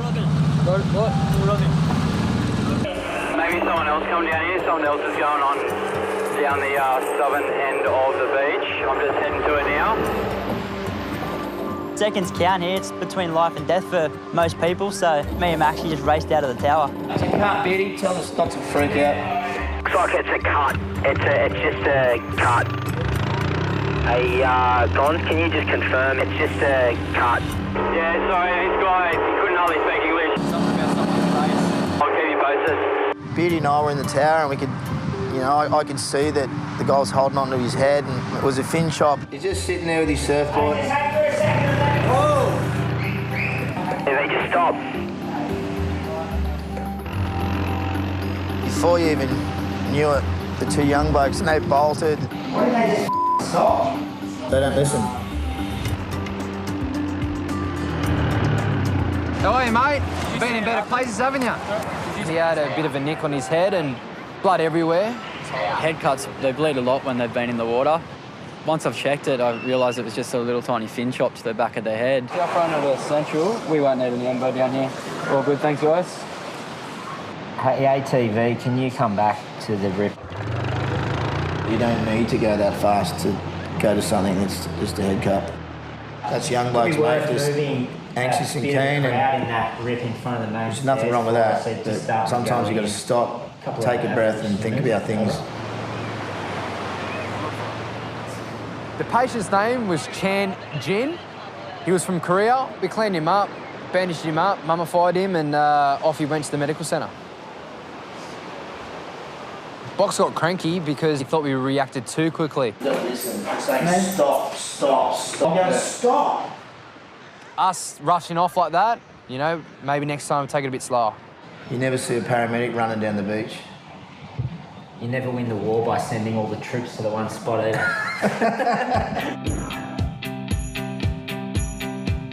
When you come in the mornings and you see a low tide around 1 or 2 o'clock in the afternoon, you know you're going to be busy. It's kind of like a board game when you're in the tower. You're moving your little pieces around and that's the boys on the beach. I had Jake down in the south corner and I had Max Ashford and Harrison cruising in the Rhino in the middle of the beach with Azabuckin patrolling on the quad bike in the north corner as well. It's kind of like a juggling act. You've got to make sure that they're all in the correct areas just in case something goes down. Towards the south Rhino, can you see them guys waving off the back of that bank? Yeah, mate, I've been trying to megaphone them. I might have to go in this area. There was nothing doing at the time. We were just cruising, and then a call came over the radio with Troy telling Jake, you know, about these heads down south corner. There's 2 swimmers out the back. Come directly back to shore, guys. Oh, what? He's going under. Yeah, I'm in. Yeah, definitely in.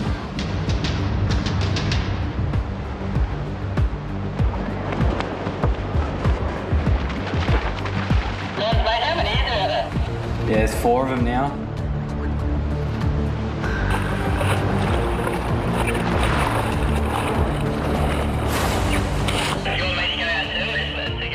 Just let them 2 go for now. I've told Max Ashford just to hold off, just so that we've got the rest of the beach covered. At the start, when there were only 3 swimmers in trouble, and then I realised, hey, there's more. We've got 6 people here.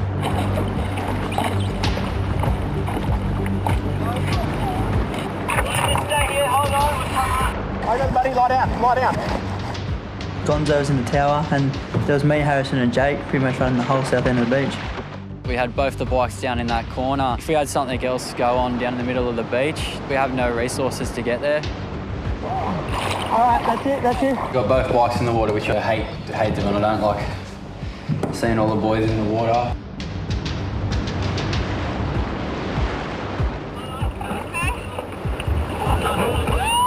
It's like a nosedive to me.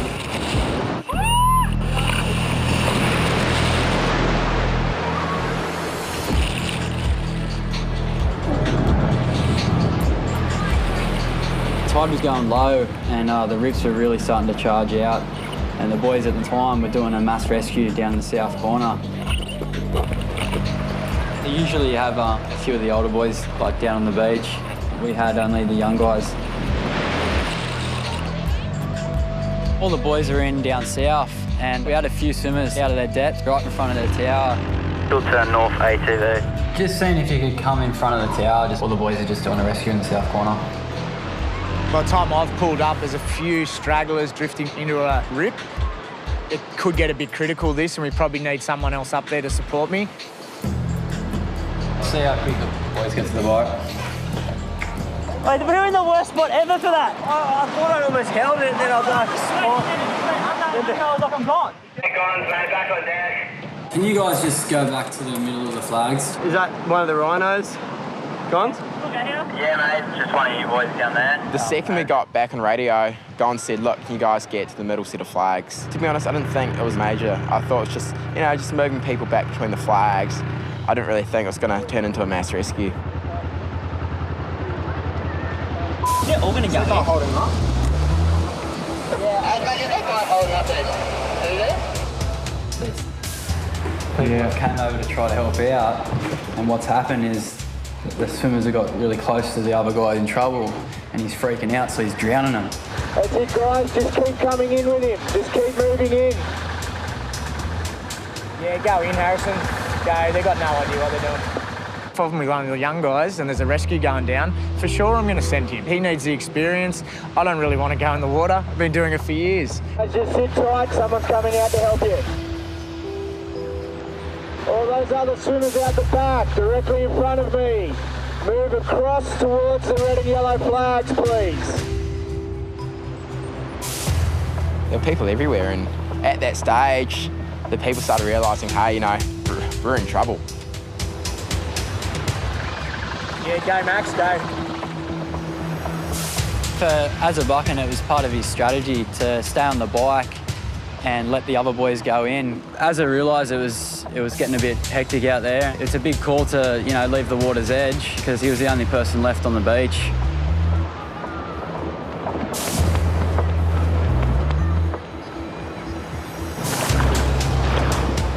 You guys need me to come up there? You guys right? We just had the mass rescue down the south corner, and I only had Jake down south, and I was a bit worried about moving him down to the middle of the beach due to the fact that the south corner was really, really starting to pull, and I really wanted to have the whole beach covered. And it was a hard decision to get him to come down. Yeah, get down there, Jake. I'm coming off to the corner here. Yeah, copy. I'm going down now. Number 3, put the hand up.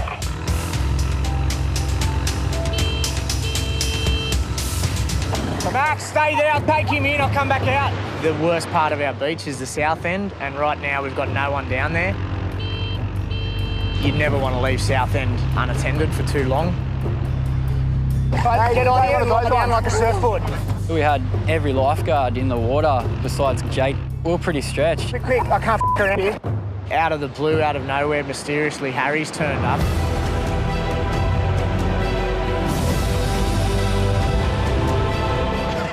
I'm not going to say anything more. No, I'm not saying any more about that. I had to go out and assist the boys as well. You want those lifeguards back to the beach as quick as possible so they can preserve human life up and down the beach. Where'd Harry come from, guys? You always lurking around somewhere?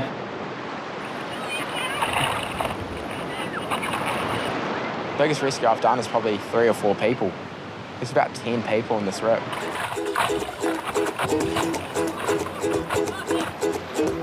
That's a lot of people getting rescued. Yeah, John's mate, if it's sweet down here, you might just leave that south corner. Yeah, sounds like a good idea.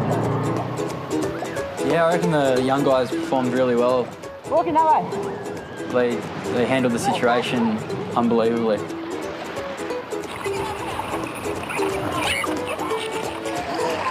It is good to show the bosses, you know, we're ready to do anything that gets thrown at us, really.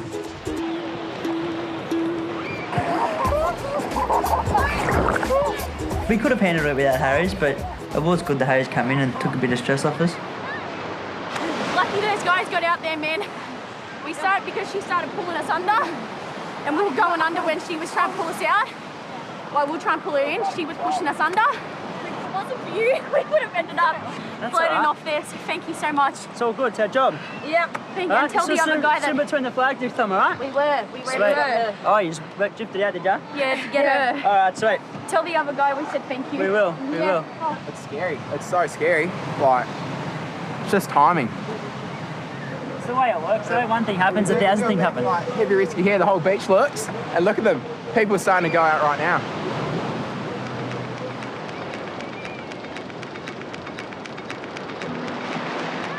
The young guys are pretty quick off the mark, you know.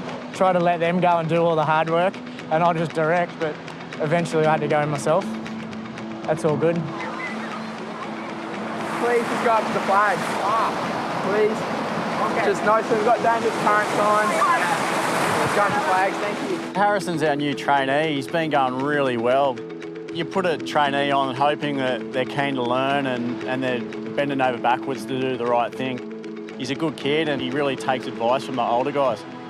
Have a seat, brother. We've got a job for you. A job? A job. So this afternoon we're going to stitch up Harrison. We've told him that at this time of year we get a head count of how many people are on the beach. Once a year we're going to count all the people on the beach with this. We're going to give him a clicker, like a counter, and we're going to drop him up south and watch him walk back, counting people. So I count the people on the prom as well? You know what I do? I concentrate on the beach, right? Yeah. Unless they enter. He was a pretty easy catch. I kind of feel bad in a way. He's just a little bit gullible, but being the new kid on the block, he's sort of bending over backwards to sort of impress the team leaders. So he was a pretty easy get.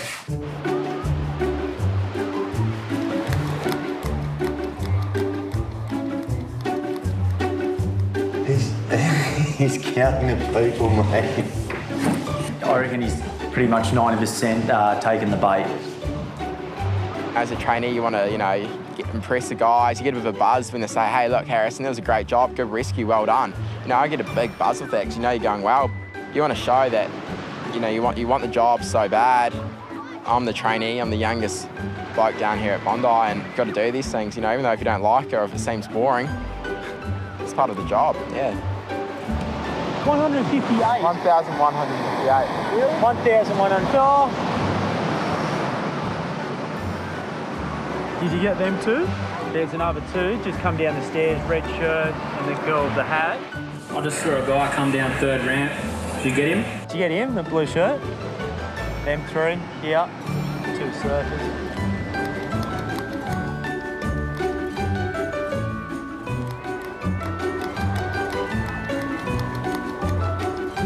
$910, $911, $912, $913, $914. I'm just surprised that Harry's went down there. It's just going to expose him. He can only count to 10, 20 maybe if he's got no shoes on. 21 in the shower. 1,121, 1,122, 100. The thing with it is, firstly, for us, I look at it as a lifeguard service.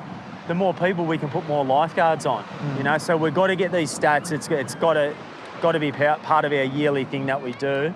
Did you get that, lady? Got it now. 3 coming. They just come down the stairs. 1, 2, 3. Yeah, bloke in the red shorts here.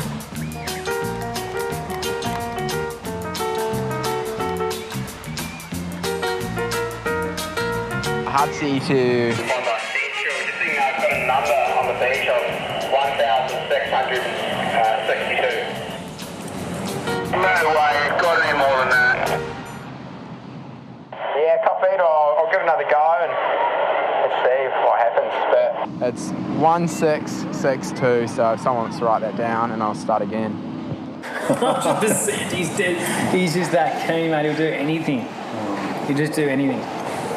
He's a go-getter, mate. He's still at that stage where he... He's a go-getter, do anything. Yeah, do anything.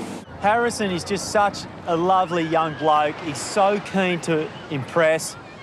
I said to him the other night, Harrison, would you like to stay back to 9:30? And he said, I'd love to. Just wondering, what's your formula just for how to deal with people who are leaving and extra people coming after you've swept that area of the beach? And I'm just giving him a best shot, I guess. He's clicked 1,600 times, supposedly. He hasn't clicked onto the joke. Boom, boom. Very good.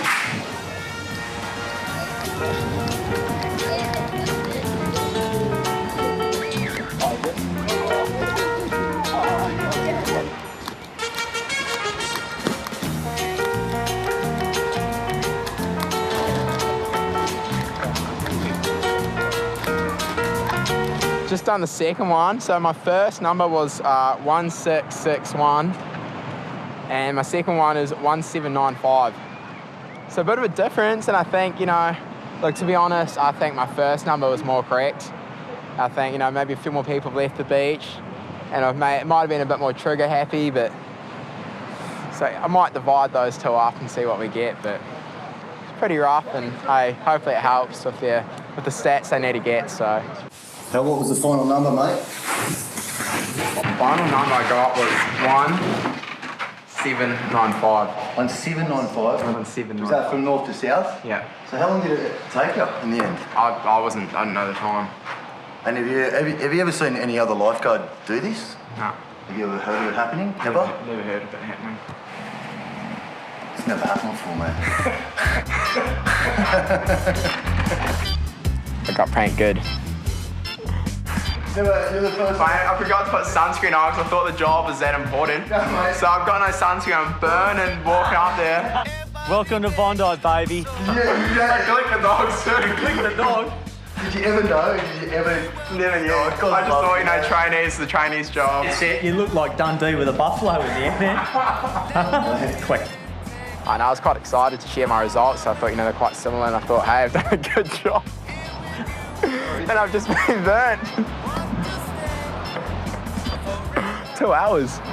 2 hours. Unbelievable. Definitely the old guys have got a trick or two up their sleeves that the young guys aren't aware of, and, you know, whenever you can get one over them, it's great.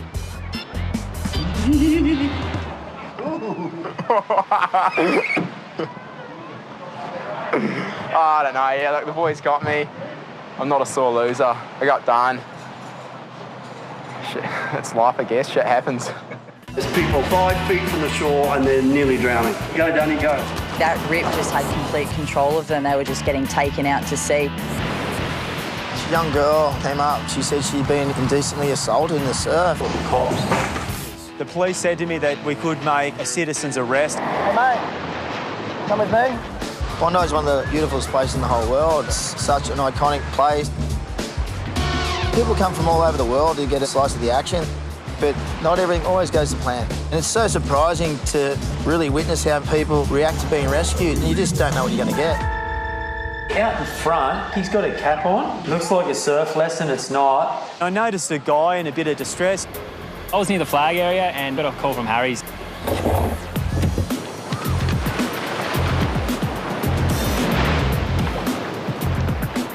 You don't get your standard surfer going out with a silver swimming cap. You don't belong in the ocean.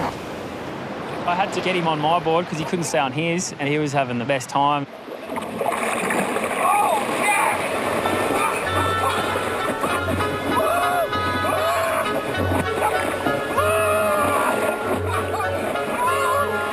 It was the greatest ride of his life. He's so happy. If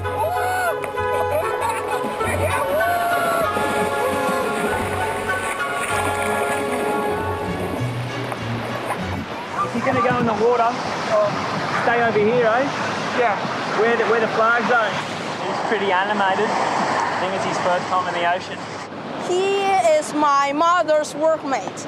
And we go surfing here because it's a very famous beach. He likes some extreme sports.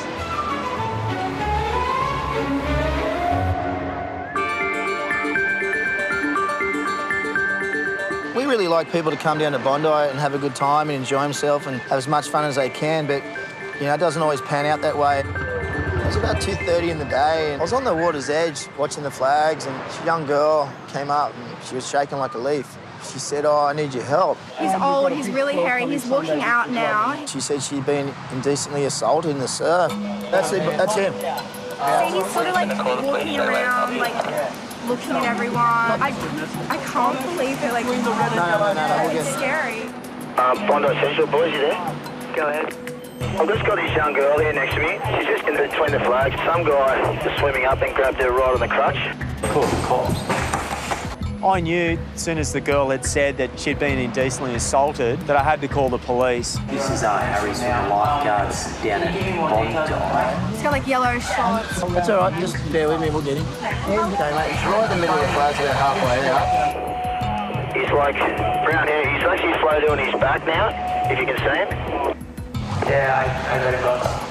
You got him? He's right behind those two girls there. Okay, mate. Yeah, and see, he just got on a girl. We need someone down here now. He's just done it again to another girl out on the sandbank. The police said to me that we could make a citizen's arrest if we wanted to. We could grab the guy. Okay, I spoke to the police. We've got him on camera up here. They're on their route now. If we have to detain him, the police are giving us the right to do it. I'm not going to approach him yet till the cops get here. I'll just stick right on him. I just got my surf shorts on too, so if he keeps, he has been looking up towards you guys like he's doing it kind of undercover, so I can run down as well. So here we go. Yeah. So he's looked at us, looking around to see if anyone else is looking.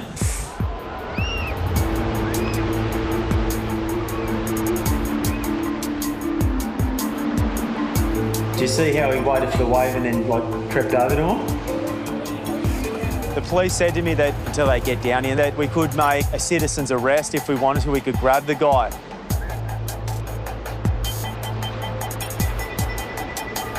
Hey, Joel. Hey, excuse me. Hey, listen, I'm a lifeguard. Listen, did the guy touch you out there on the sandbank? Oh, just fine. Yeah, okay, we've got a problem. Yeah, he just had his cat take his arm out. He was following you from behind. I was watching on the camera up in the lifeguard tower. Yeah, so it wasn't an innocent act at all. In the last 15, we've got him twice going near girls and touching them. It's kind of scary that one of the chicks he grabbed, she actually apologised to him, thinking that she was in the wrong. Hello, how's it going? You guys want to come in? Harry's is actually there now, undercover, just standing there.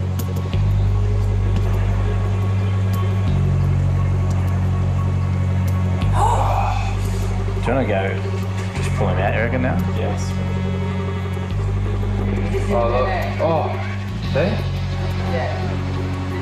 Yeah. She just fully flinched. Yeah, police coming down.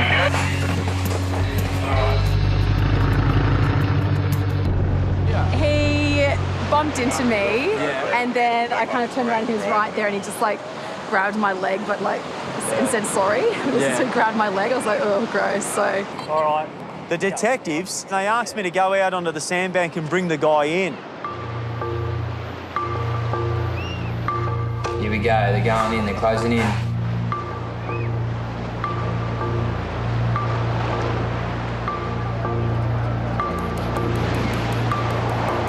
Hey, mate. Hey, Reidy. with me? You're in, brother. Hops wants you in on the bench. Yeah? In on the beach, mate. Police are waiting for you up there. In on the beach. Get in there. I got a bit worried there for a second. I thought he might have had a bit of a swing at me because I said, come on, mate, you got to come with us. And he kind of looked at me and went, what? And then he walked at me and kind of backpedaled a bit. Yeah, I've been watching you. Yeah, watching what you've been doing. You have a chat to the police. Very bad. I'm new here. I'm old here, and I'm your witness. I'm new here. I'm Just listen to me for a second, okay? My name's Constable Aston from Bondi Police. At this stage, you are under arrest for assault. Just listen to me, I'm new here. Just let me talk for a second. At this stage, you are under arrest for assault. Do you understand that? Yeah, I know. Okay. I'm so Just sorry. let me finish, okay? Yeah. We're going to ask you some questions. You don't have to say or do anything if you don't want to. Our job as lifeguards is to protect the public. You know, if anything ever does happen along these circumstances, we want people to come to the tower and let us know, and we'll deal with it.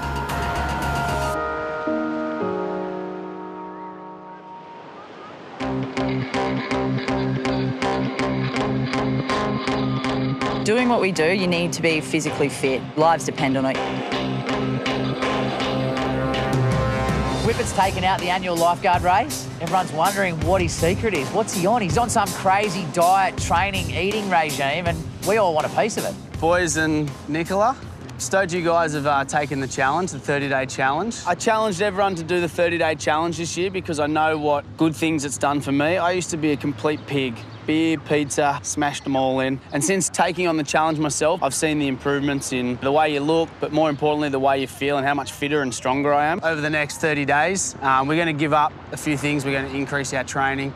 It's all about detoxing the body, getting rid of a lot of the unnecessary toxins that we put into it. In a nutshell, the 30-day challenge is predominantly diet-based. No bread, rice, pasta, no alcohol, no coffee, and no milk. Add on top of that, training. Try and train every day, 5 times a week at least, and that'll get you your best results. Anyone who's caught cheating the first time, 100 burpees. Anyone who's caught cheating the second time, Hoppo's given me permission to make them clean the toilets and the change rooms, top to bottom. Probably me clean them. I try and keep fit, and I thought maybe put that little bit extra in, you get that extra little six-pack down there. We've got the guys from Measure Up down here today. We're going to get some body scans, which are pretty cool. They're going to give you the amount of kilos of fat you've got in your body and also a body fat percentage. So at the end of the 30 days, we'll measure up again and see what results we've got. Hands flat down our mat.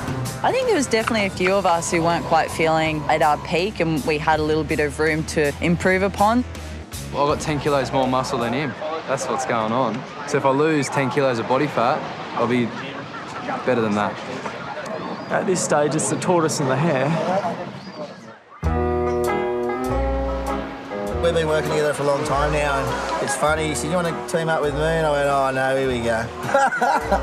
No one boxed since we're 5 years old. He's come on, worked over 20 years. We don't really get on the beach together that much these days, so when we do, it's generally something normally happens. On that day, wasn't a lot going on, but the tide was starting to run out. Could have a possible 3 or 4 here. We were just talking about things and saying, always something happens when we're together. And nothing had happened for the whole day. And all of a sudden... That girl waving box. You might have to go for a paddle. Yeah, Box is going in for that. I went in first because he doesn't move as quick as me. He's in.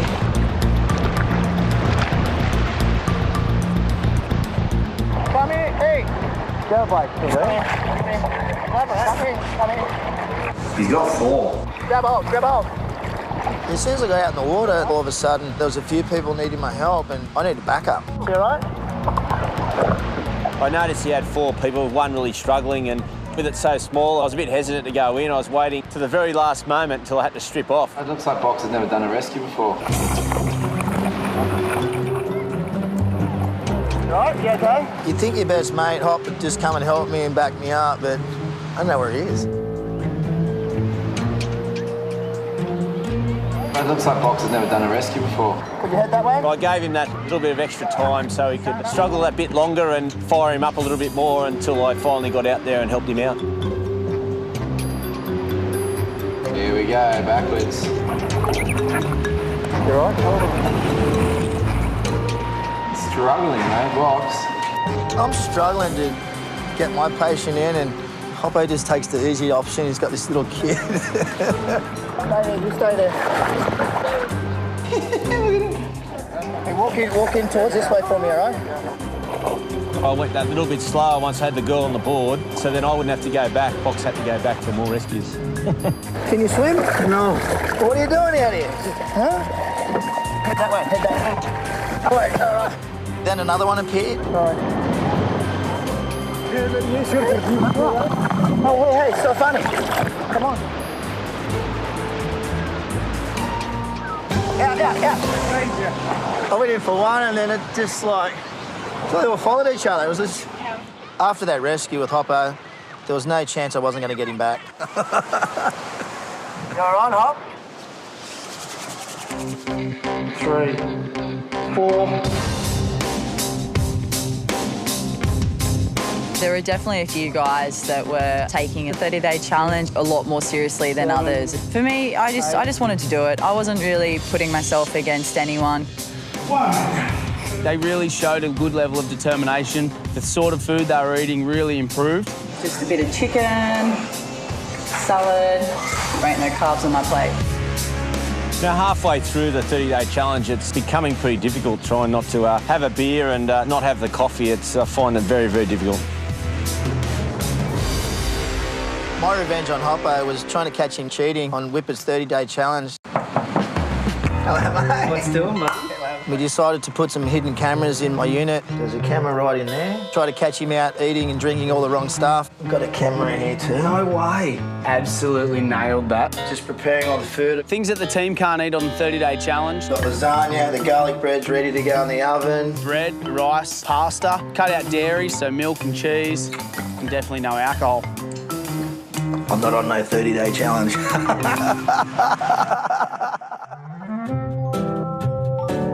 Maxi walked straight into my house and said, "Can I have a glass of red?" I said, "You're not allowed to drink." He goes, "Yeah, boys." Hoppo was really easy. He was just like too easy. Yeah, the best was when we brought out the cheesecake. Oh, that cheesecake looks that good, mate. I didn't think it was going to pan out as good as it did. Not one person ate one bit of salad.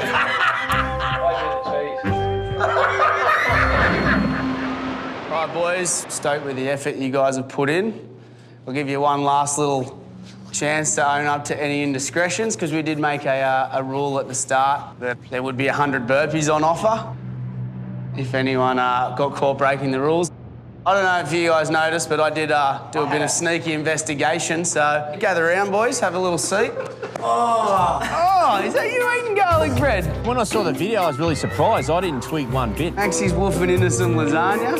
He put the lasagna right next to me and he knew I'd crumble. Once I saw that red wine, I saw lasagna and saw that cheesecake, I was gone. So we're going to enforce the first rule, 100 burpees, eh?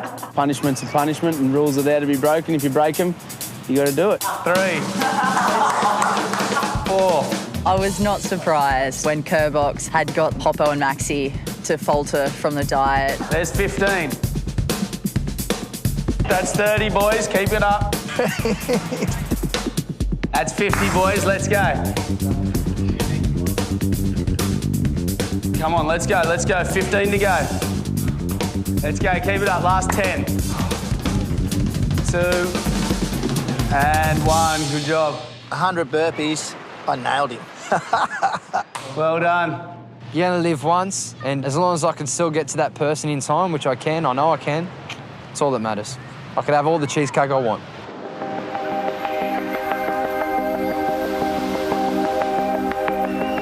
I definitely think that when tourists come down, they can look at the conditions and they can look deceivingly safe. Unfortunately, with the tide, all our rips start to flare up. There's people like 5 feet from the shore and they're nearly drowning. They're not far out, but they're in a bit of strife.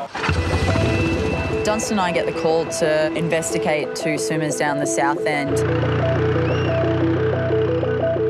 see these two swimmers were in a lot of distress. That rip just had complete control of them and they were just getting taken out to sea. Nicola attempted to give them direction and quickly surmised that it was pointless. Go, Dunny, go.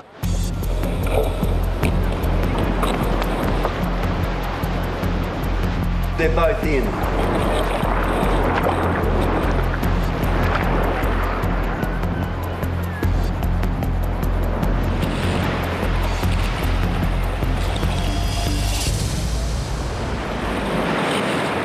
I wouldn't say they were completely hysterical yet, but they were definitely in the realms of quite a bad panic. They're trying to swim against it and they're going backwards. They were doing the Michael Jackson moonwalk in the ocean, going backwards like this.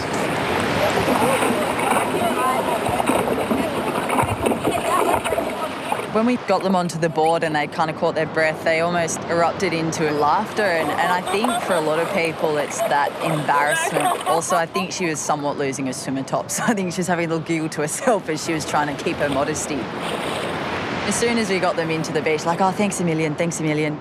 It did not take long to realise that Declan and Kelly were Irish. They just dragged us out too far. I couldn't swim anymore and I couldn't breathe. Just kept going under. I thought I was going to die. The Irish definitely have an uncanny ability to find any rip on the beach. I thought it would have been like Coogee and it would have been all right, but it's not. I've got to love the Irish. My dad's Irish. My whole family's Irish, so... The sharks don't get you the waves, well. Today's the last day of the 30-day challenge. We've had the boys over the last 30 days following a bit of a diet plan and training regime. Judgment day. Oh, yeah. How are we? You ready to go, boys? Who's going first? Hoppo. I'll go first. Had a few little slip-ups, so I'm worried that it might come out, might blow out a little bit. I'm pretty anxious to find out my results. I'm pretty excited to eat some naughty, complex carbohydrates.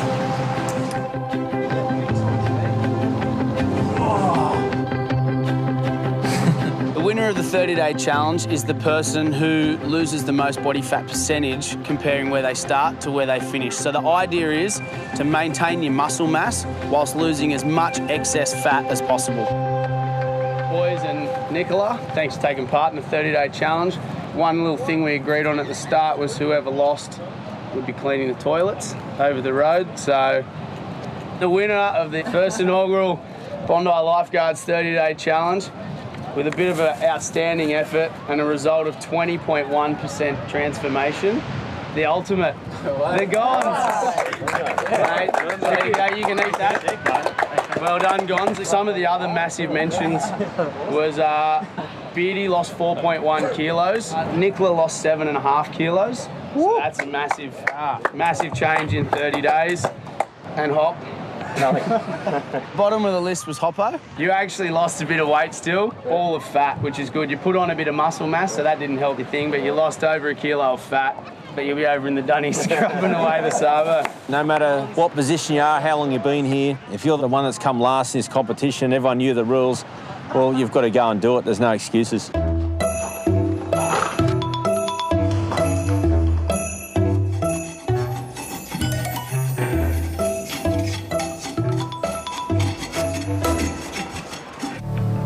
This year's been crazy, one of the busiest seasons we've had. Jet ski backpackers, please. Attention to please come back to shore immediately. Foot laceration, hand laceration, shoulder laceration. This year there's been plenty of tough times. The biggest rescue I've ever seen. Man, hectic here. Still haven't found this kid, I'm starting to worry. No 2 years are ever the same down here at Bondi. This season has proven that. Continue. We had a man that had a heart attack.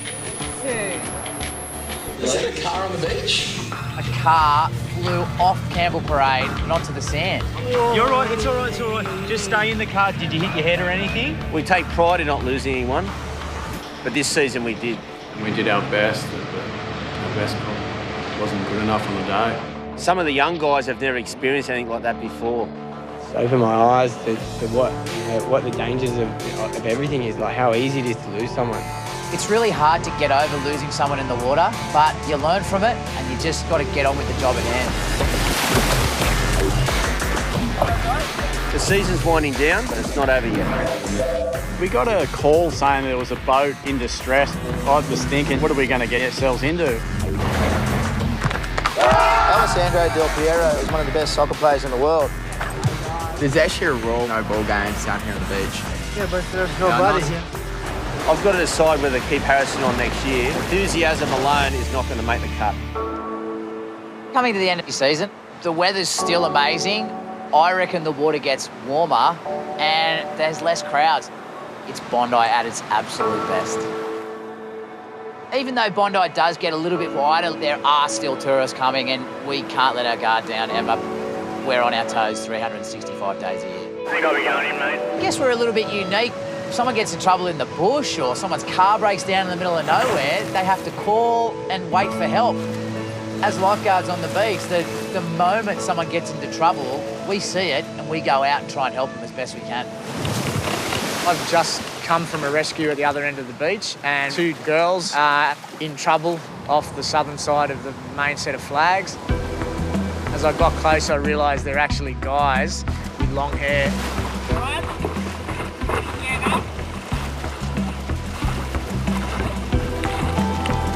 By the time I got to them, the furthest guy out was actually in pretty bad shape. Yeah, he was exhausted. The fellas were from a rock band, the Black Veiled Brides. It kind of suits because we did think they were both female when we went for the rescue. I told him what to do and he started going, blah, I started panicking. I was like, that's not what you do. The ocean is healing, yet deadly. You have to know how to handle it. That's how I made it back in without surfboard, so. I know how to handle the water. That's why you didn't see me getting rescued on the surfboard. I know how to do everything. I can build houses, I can surf, I can play music, I'll do everything. That's not a lie either. I've done it all. The service that we offer down here is a bit like the Bondi Express, like a taxi service. We paddle out and we bring people back in and that's going to be going long after the crowds all go of summer. We do that right through winter. As the beach does get a little bit quieter, if we've got a little bit of time up our sleeve, sometimes we offer a little bit more than a rescue service. I know who lent him a surfboard. Poor bloke, eh? Central to Corey's. Is this guy for real? I reckon if we pushed him into a wave, he'd probably stand up.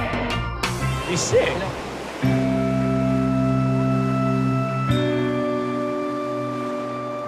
Me and my husband, we are traveling from India, New Delhi. I can't swim, so I let my husband go and try surfing. He's not able to at all, do surfing. But he was very excited to do that.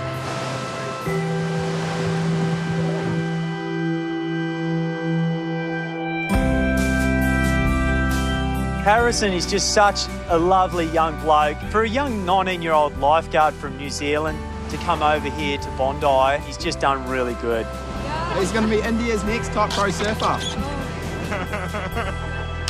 a pleasure, Sean. For me to see what I saw this summer, I can't describe. When I speak to my parents, you start telling them these stories, you just give up because they weren't there, Is that a car on the beach? Don't move, buddy. It's my dream job and I never thought it would be like this, I never thought I'd have this much fun, be this much chaos.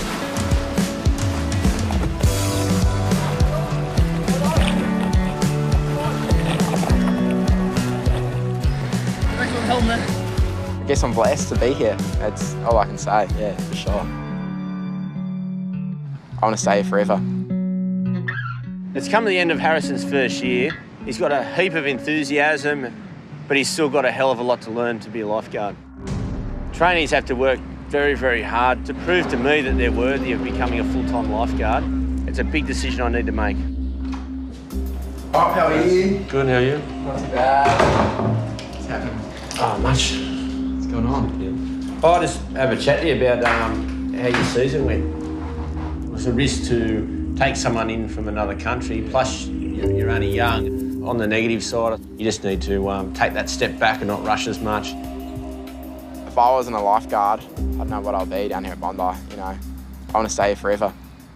You know, if you put your front foot forward and keep going like you did this year and improve again next year, you'll be putting yourself in a good position to become a full-time lifeguard.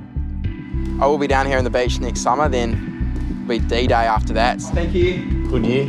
Good year. Hope there's another one. Yeah.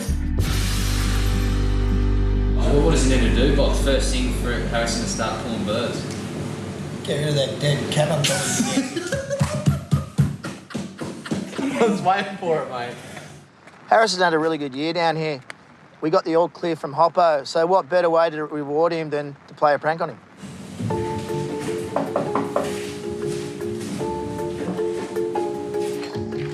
Hi, how are you? Good. Did you know they would be playing football on the beach? Ball games are banned down here at Bondi, so I recruited one of my friends to come down and complain about a soccer game going on the beach.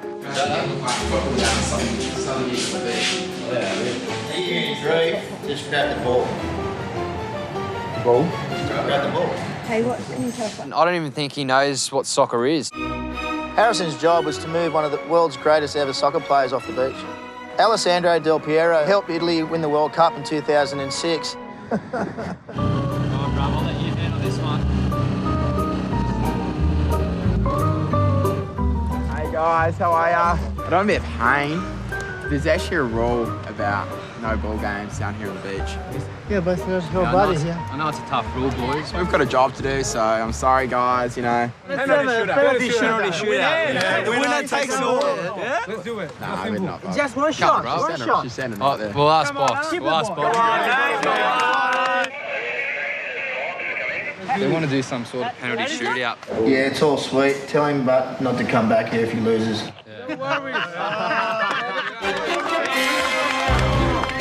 I never played soccer in my life, bro. So between those two things.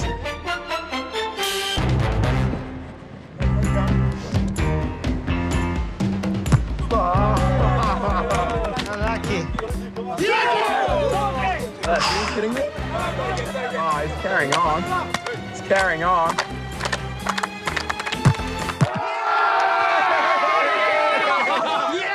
Turns out the guy was Alessandro Del Piero. He's won the Soccer World Cup. That's pretty big. I know what the Soccer World Cup is. I didn't know that much.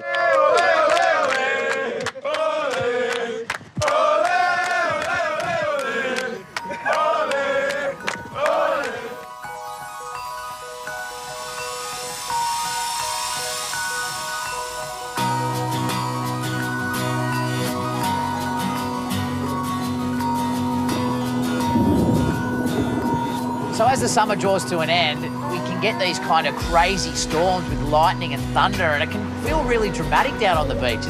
It's just a part of summer ending and winter starting. That was a pretty scary sky. I'm just feeling I've got 4 loads of washing on the clothesline at home.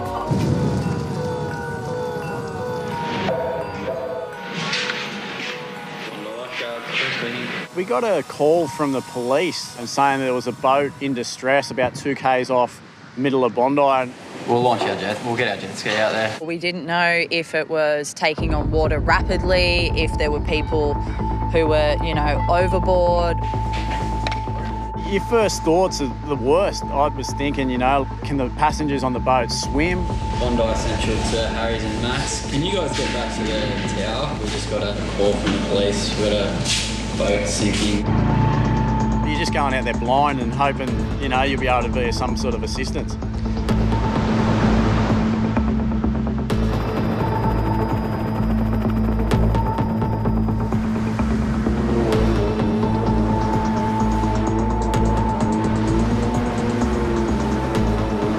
Been out there on the ocean by himself. There's a storm coming in. Yeah, you can tell he was panicking on the radio. I said to Nick, I was like, we're a long way out. We're not even halfway there yet. The further away I get from shore, the deeper the water gets. I definitely start to feel a little more intimidated by what's going on underneath. I have an absurd fear of open ocean.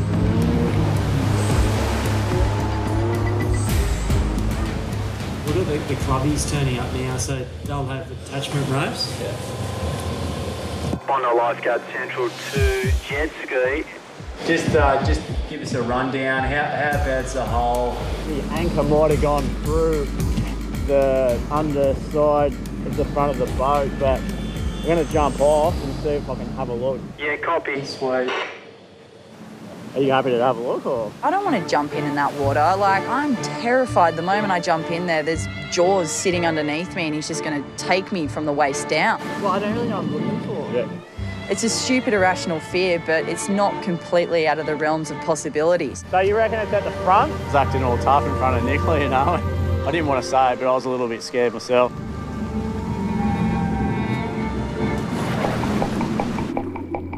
The bottom of the boat was really eerie. It's got all like barnacles and weed, and had a pretty good look, you know. I didn't want to sort of say, nah, there's no hole in the boat, and then he drives off and sinks. Jet ski to Lifeguards, giving you a bit of an update. Others jumped in, he's checked out the hull of the boat. Doesn't seem to be any damage that we can see. Copy. The police boat should be around there probably in 15-20 minutes. I was a bit afraid to jump in, so as he volunteered. That was the first time that she said no or balked at anything, you know. She's been a soldier this summer, and I wouldn't hesitate for her to back me up in any situation.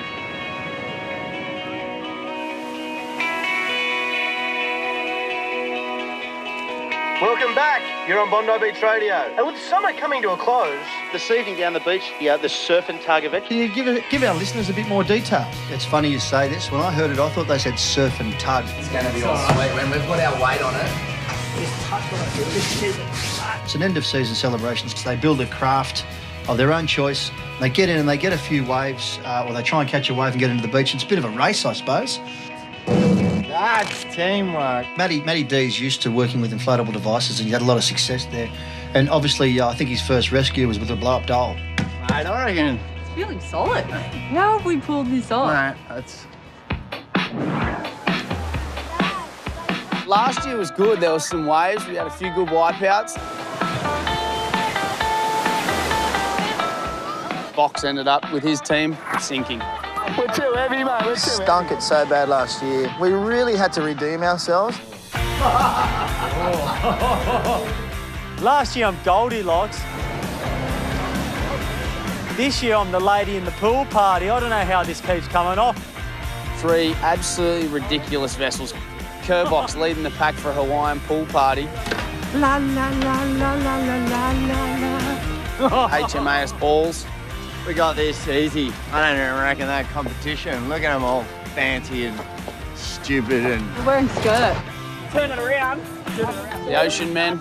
Bunch of kids with some pool toys. Here we go. Ocean Men. We judged on creative design for the boat, best wave in, and then best costume. Yeah, just attention everyone in the water, all the board riders. You may have noticed 3 idiots in boats. They will be coming straight through the lineup. If you could please get out of the way, it'll only take 5 minutes. 3, 2, 1, and away they go. Oh, gee, the Ocean boys, they're going sideways. You've got to come towards shore, boys. Ocean Men are all up on board. They are struggling with direction at the moment. They're still facing out to sea. If you were having an early leader at this stage, you'd have to say HMAS Balls. Ocean Men probably second at this stage, closely followed by the Kerboxers Pool Party. They're going wayward sideways. Here comes the set. They've started to paddle now. Kerboxers Pool Party. Here they come. They've just got to catch a wave. Ocean Man have had a crack. Ocean Man have gone. Update, it looks like the balls could be going a little bit skew-whip. Hold the phone, hold the phone! Kerboxers Pool Party! Kerboxers Pool Party, we might have a winner! Oh no, they've come to grief! They've come to grief! What a ride! We've got 2 capsized crafts and the balls are going everywhere! We've got balls all over Bondi! Well, our 9 balls is pathetic. HMAS balls Big thumbs down. I thought I was a hero. I thought I was something. I thought I was creative. I'm nothing. We lose last shit house. Yeah, they were hopeless. But it was always going to be out of us and the kids.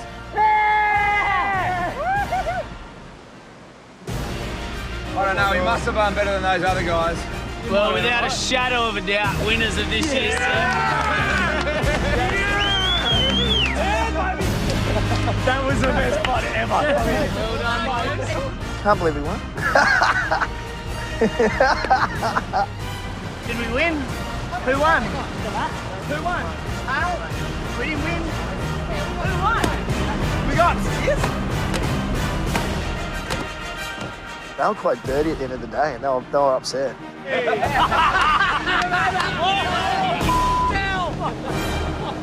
It's a shame that it's come to the end of the season, but, you know, bring on next year. Looking forward to it. It's always good, you know, to end the season with something fun. Unfortunately, we lost, but... No, we won. Yeah, look, it's been, you know, an unreal year. We've all had a ball, and, you know, it's just so good to have a group of guys that are so close and we all work together. And, mate, I can't wait to come back next season and do it all over again.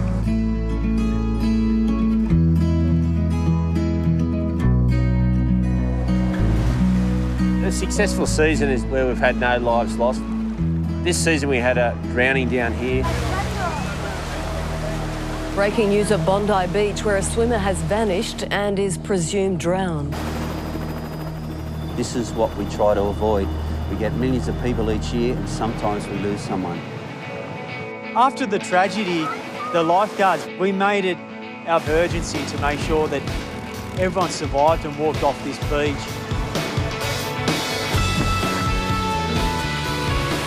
Next thing we know, there's about 50, 100 people that are stranded. Mate, it's hectic here. Mass rescue, as big as I've done one. You alright? Yeah, so much. Hear us. Very good boys, seriously. That's alright, guys. Happy New Year. Not a problem. This year's throwing everything at us. Guy down here having a heart attack. First time I've actually witnessed an arrest right in front of me. Bang, his eyes open. Oh, thank God. Breathing on his own, it's good. Maybe if you hadn't wired me up, I wouldn't be here. It's what makes our job worthwhile. Tony, it's all right. In the end, our job is to serve the public and keep them safe. Make sure that they go home to their loved ones. Thank you so much. It's all good, it's our job. It's been the most craziest summer I've ever had. Car has driven off the promenade onto the sands.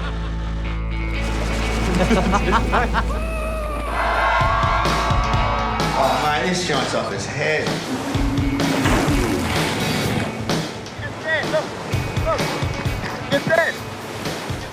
You can guarantee next year we'll be back at Bondi ready to go again.